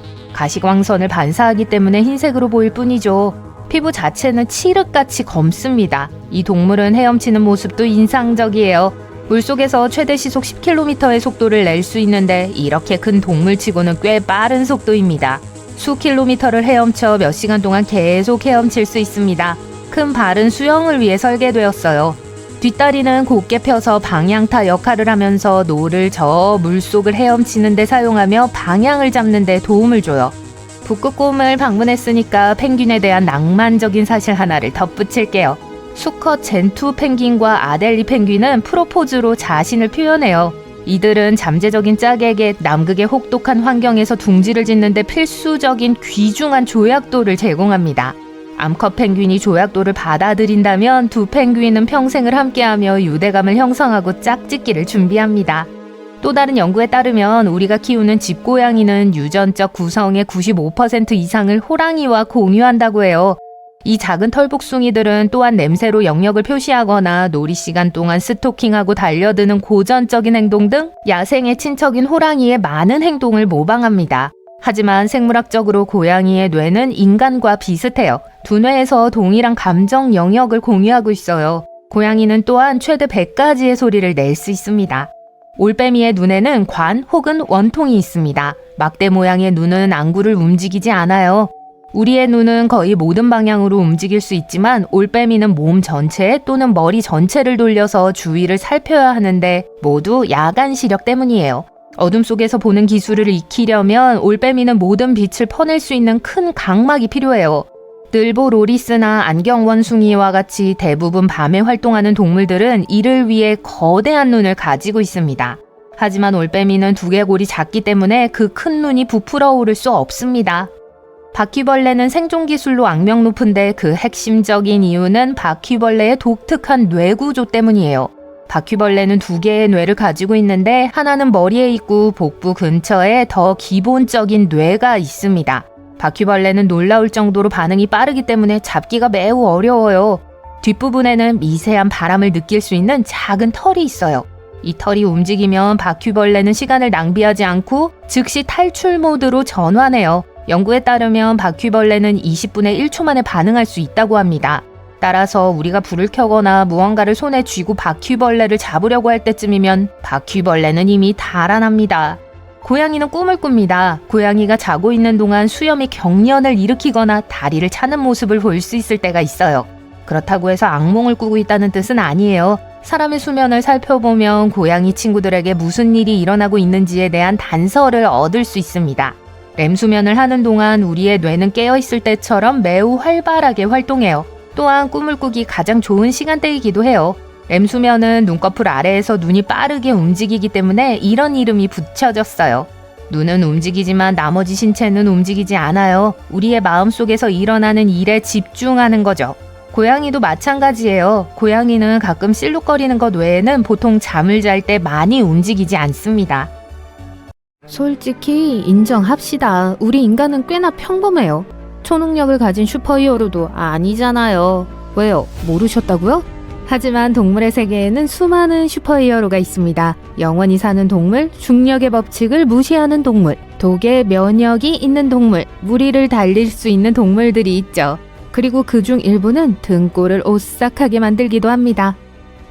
첫 번째 초능력은 물 없이도 살 수 있는 능력입니다. 캥거루 쥐는 수년 동안 물 없이도 살아갈 수 있어요. 사실 캥거루 쥐는 물 없이 사는 것을 전혀 개의치 않아요. 반면에 인간은 물 없이 3일밖에 버틸 수 없어요. 인간 빵점, 캥거루 쥐 1점. 캥거루 쥐는 극도로 건조한 사막 지역에 살기 때문에 먹는 씨앗과 식물에서 물을 얻어야 해요. 그리고 다소 충격적으로 들릴지 모르지만 캥거루 쥐는 화장실에 가기 전에 소변에서 물을 추출하는 방법도 알고 있어요. 이렇게 해서 캥거루 쥐는 소중한 수분을 한 방울도 낭비하지 않죠. 스포츠 경기에서 유용할 수 있어요. 이제 동물계의 피터 파커를 소개합니다. 네, 스파이더맨이 실존하는데 사람은 아닌 것 같네요. 도마뱀 부치를 소개합니다. 이 동물은 모든 종류의 수직면을 기어오르는 놀라운 능력을 가지고 있으며 심지어 천장 위를 산책할 수도 있어요. 중력을 거스르는 이 놀라운 능력은 작은 털로 덮인 도마뱀의 독특한 발바닥 덕분에 가능해요. 도마뱀은 매끄러운 표면, 딱딱한 표면, 거친 표면, 부드러운 표면 등 거의 모든 종류의 표면에 달라붙을 수 있습니다. 이 도마뱀에 대한 또 하나의 재밌는 사실은 눈꺼풀이 없다는 것입니다.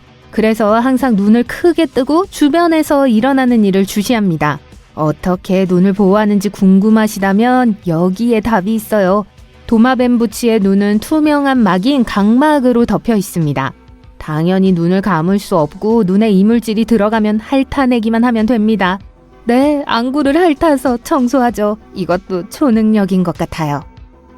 여기 초음속 초능력자가 있나요? 물론이죠. 2.5cm 길이의 아열대 새우가 먹잇감을 혼란에 빠뜨려요. 소닉붐으로요. 작은 몸집에도 불구하고 딱총새우는 가장 시끄러운 해양동물 중 하나예요. 새우가 집게발을 딱딱 부딪히면 소닉붐처럼 시끄러운 소리가 납니다. 당연히 이 소리는 먹이를 기절시키고 새우는 큰 힘을 들이지 않고도 먹이를 잡을 수 있죠. 만화 세계에는 베놈이 있습니다. 동물 세계에서는 안티베놈이라고 할 수 있는 녀석이 있습니다.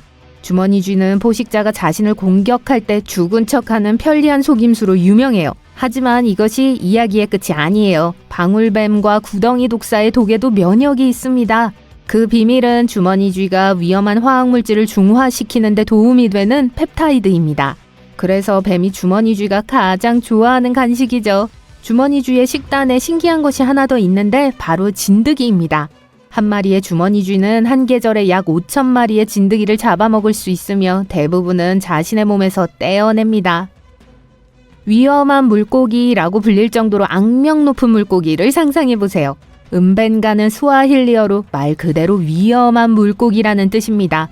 이 괴물은 민물에 살며 악어를 점심으로 즐깁니다. 통째로는 아니지만 은벤가는 악어를 한 입 베어물 수 있습니다. 하지만 사실 악어가 은벤가를 두려워하는 만큼 은벤가도 악어를 두려워합니다. 지금 어떤 기기로 이 영상을 보고 계시죠? 우리가 사용하는 모든 기기는 어떤 식으로든 전기장어에게 빚을 지고 있어요. 모든 기기에는 배터리가 들어있고 1800년대에 전기 배터리를 발명하는데 장어가 많은 기여를 했으니까요.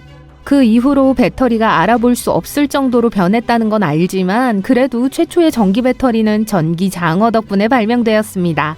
어쨌든 전기장어를 보고 멋진 발명에 대해 감사 인사를 전하고 싶다고 해도 참으세요. 장어는 최대 860V까지 충격을 전달할 수 있기 때문이에요. 그런 경험을 원하진 않으실 거예요. 이제 동물계의 드라큘라 백작에 대해 이야기해 보겠습니다. 아니요, 박쥐를 말하는 게 아니에요. 송곳니 뱀파이어 물고기예요. 이 물고기는 파야라라고 불리며 아래턱에 2개의 긴 송곳니가 튀어나와 있는데 이 때문에 일부 사람들은 이 물고기를 뱀파이어와 연관짓기도 합니다. 하마는 스킨케어에 돈을 아끼는 방법을 알고 있기 때문에 뷰티 전문가입니다. 아프리카의 뜨거운 태양 아래서 생활하는 하마는 땀과 같은 붉은색 유분 물질을 분비하는데 이 물질은 증발하면서 몸을 시원하게 유지해줍니다. 게다가 이 액체는 보습제, 자외선 차단제, 항생제 역할을 한꺼번에 하죠. 사마귀새우는 천연 자외선 차단제를 만드는 방법도 알고 있는데 이걸 눈 보호용으로 사용한다고 해요. 아미노산 색소가 주성분인데 이 색소가 특수 필터 역할을 하며 선명한 시력을 유지하는 데도 기여합니다. 이런 게 멀티태스킹이죠. 미어캣은 눈 주위에 검은 반점이 있어 더욱 귀엽게 보입니다. 하지만 이 검은 동그라미는 단순히 미어캣을 더 귀엽게 보이기 위한 것이 아니라 내장된 선글라스의 역할도 해요. 패치의 검은색 털은 뜨거운 태양을 차단하여 미어캣이 하늘을 똑바로 바라볼 수 있게 해주죠. 또한 새나 다른 포식자를 경계하는 보초 미어캣은 위험이 다가오는 것을 쉽게 알아채고 동료들에게 알릴 수 있습니다. 야생염소는 등반 기술로 유명하지만 이탈리아 북부의 알파인 아이벡스가 챔피언입니다. 이 동물은 거의 모든 수직면을 오를 수 있으며 그 과정에서 몇 가지 물리법칙을 무시해요. 흥미롭게도 가장 가파른 절벽을 걷는 동물은 대개 새끼를 데리고 있는 어미염소예요. 몸집이 큰 수컷은 거리를 유지하고 평평한 수평면을 이용하는 것을 선호해요. 참 똑똑해요. 어떤 종류의 노래기들은 위협을 느낄 때 시안화수소를 생성하고 이를 내뿜어요. 시안화수소는 무취이지만 독성이 매우 강합니다. 작은 노래기 한 마리가 사람을 심각하게 해치지는 않지만 피부가 민감한 경우 화상이나 물집이 생길 수 있어요. 또한 어둠 속에서 빛을 내기 때문에 더욱 무서운 모습을 연출할 수 있습니다. 그러니까 조심하고 밤에 기어가는 불빛이 보이면 최대한 빨리 도망가세요. 폭탄 먼지벌레는 위협을 느끼면 복부 끝에서 큰 소리를 내며 뜨거운 액체를 뿜어냅니다. 벌레가 위험을 감지하자마자 복부에 있는 특수 저장소에서 화학 반응이 시작돼요. 이 과정에서 발생하는 열은 거의 끓는 점에 도달하고 특수 가스를 생성하여 분출을 촉발하죠. 이 강력한 보호수단은 보통 공격하는 곤충에게 치명적입니다. 깃털 바실리스크 도마뱀은 물 위를 달릴 수 있는 기묘한 능력을 가지고 있습니다. 우선 도마뱀의 뒷발에는 물속에서 펼쳐지는 피부가 있는 긴 발가락이 있습니다. 그 결과 도마뱀 발의 더 넓은 표면이 물과 접촉하게 되어 그런 다음 물 위를 달릴 때 도마뱀은 다리를 엄청나게 빠르게 펌핑해요.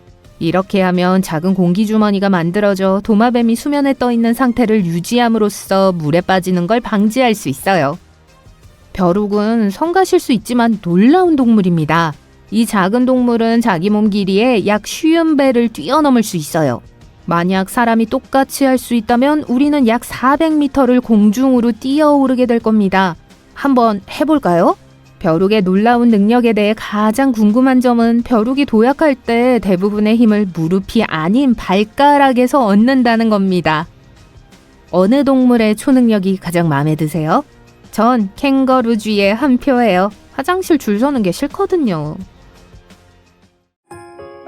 새로운 소식이 있어요. 쥐는 간지러움을 탑니다. 아, 무슨 뉴스 속보라고 생각하셨나요? 어쨌든 쥐의 중뇌에는 소위 웃음센터라는 것이 있는데 누군가 쥐를 간지럽히거나 쥐들이 재미있고 장난스러운 활동을 할 때 이 센터가 활성화돼요. 과학자들은 2016년 이 사실을 발견했는데 설치류의 배를 간지럽히자 낄낄거리는 소리를 냈다고 합니다. 벌새는 우리가 알고 있는 새 중 유일하게 뒤로 날 수 있는 새입니다. 벌새는 주로 꽃에서 멀어지고 싶을 때 후진을 합니다. 그리고 여기 뒤로 갈 수 없는 동물이 있습니다. 캥거루요. 캥거루는 뛰어다니며 먼 거리를 이동할 수 있지만 강한 뒷발과 큰 꼬리의 구조 때문에 뒤로 걷지 못해요. 일각고래는 일종의 바다 유니콘처럼 보이는 이상한 생명체입니다. 일각고래의 머리에 있는 뿔은 엄니가 아닙니다. 수컷 일각고래의 윗입술 사이로 튀어나온 거대한 이빨이에요. 이 이빨은 아마도 암컷을 유혹하는 도구 중 하나로 생각돼요.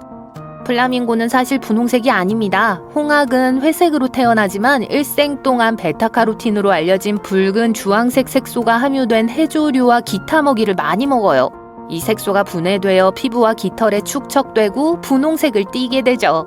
하지만 이런 색을 유지하려면 그런 음식을 많이 먹어야 해요. 만약 우리 인간이 피부색을 바꾸고 싶다고 해도 핑크색, 심지어 주황색으로 변할 수 있을 만큼 베타카로틴이 풍부한 음식을 충분히 먹을 수는 없을 거예요. 나무늘보가 정말 느리다는 농담과 밈은 모두 사실입니다. 그러나 그들은 또한 매우 뛰어난 수영선수입니다. 물속에서는 육지보다 약 3-4배 더 빠르게 움직이죠. 사람처럼 평형을 할 수 있고 평형은 이들에게 매우 중요한 기술인데 열대동물인 나무늘보는 정글에 주로 서식하며 정글은 종종 물에 잠기기 때문이에요. 호랑이는 고양이과 동물 중 가장 큰 동물입니다. 네, 사자보다 더 크죠. 그리고 어떤 호랑이도 같은 줄무늬를 가지고 있지 않아요. 호랑이의 털은 사실 위장술로 먹잇감에 눈에 띄지 않는 좋은 장소를 찾아야 할 때 유용하게 쓰입니다. 흥미롭게도 호랑이는 털뿐만 아니라 피부에도 줄무늬가 있어요. 호랑이 줄무늬는 지문처럼 독특해요. 다소 우스꽝스럽고 순진해 보이지만 오리너구리를 귀찮게 하지 않는 게 좋아요. 이 야생동물은 독을 가지고 있는 몇 안 되는 포유류종입니다. 오리너구리의 뒷발 끝에는 독을 방출할 수 있는 침이 있습니다. 생명에 위협이 될 만큼 강력하지는 않지만 쏘이면 매우 고통스럽고 부종 및 기타 문제를 일으킬 수 있죠. 무당벌레는 잠재적 포식자로부터 자신을 방어해야 할 때 무릎에서 피를 흘리기 시작해요. 무당벌레의 관절에서 나오는 피는 실제 피가 아니라 악취를 풍기는 특정 화학물질로 포식자를 쫓아내기 위한 거예요. 무당벌레는 동물의 세계에서 살아남는 데 도움이 되는 또 다른 메커니즘이 있는데 바로 고유한 색이에요. 포식자는 빨간색, 주황색, 검은색과 같은 밝은 색의 조합을 좋아하지 않는데 이는 이런 색을 가진 생물이 끔찍한 맛이 난다고 알고 있기 때문이에요. 수탉은 아침에 매우 시끄러울 수 있지만 자기 울음소리가 얼마나 큰지 듣지 못하기 때문에 청각장애가 생기지는 않습니다.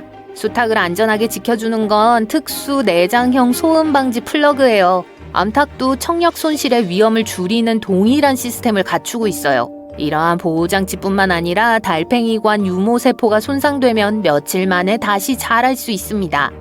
올빼미는 눈알이 없습니다. 대신 눈에 튜브와 비슷한 것이 있어요. 사람의 안구처럼 움직일 수 없기 때문에 올빼미의 목은 놀라울 정도로 유연합니다.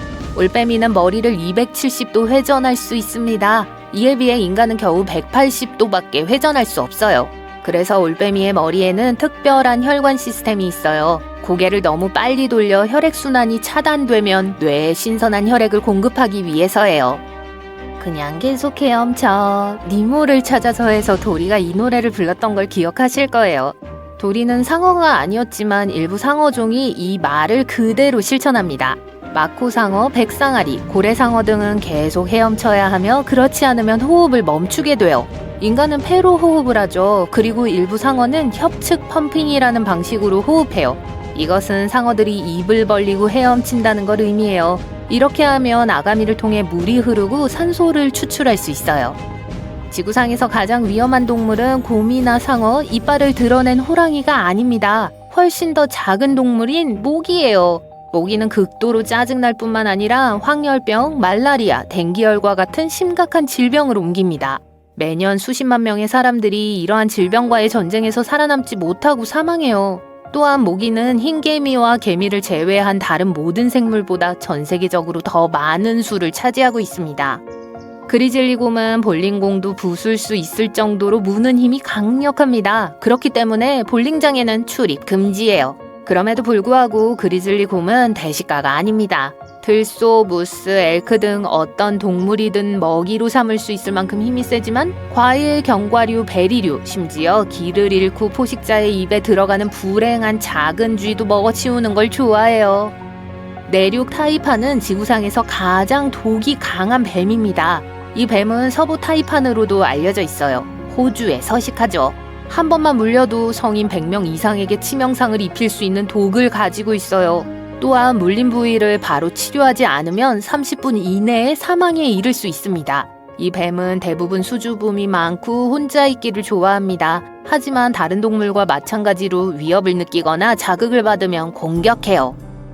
얼음 밑에서 몇 달 동안 숨을 쉬며 살아갈 수 있는 거북이가 있습니다. 날씨가 추워지면 일부 동물은 안전한 장소를 찾지 못해요. 그러면 어디에서든 혹독한 겨울을 이겨내야 하죠. 꿀벌은 둥지에서 아늑하게 지내고 곰은 동굴에서 잠을 자지만 비단거북은 얼어붙은 연못에 머물러야 해요. 얼음으로 인해 공기에 대한 접근이 제한되기 때문에 물에서 직접 산소를 추출하고 등딱지를 통해 숨을 쉽니다. 그것 참 편리하겠네요.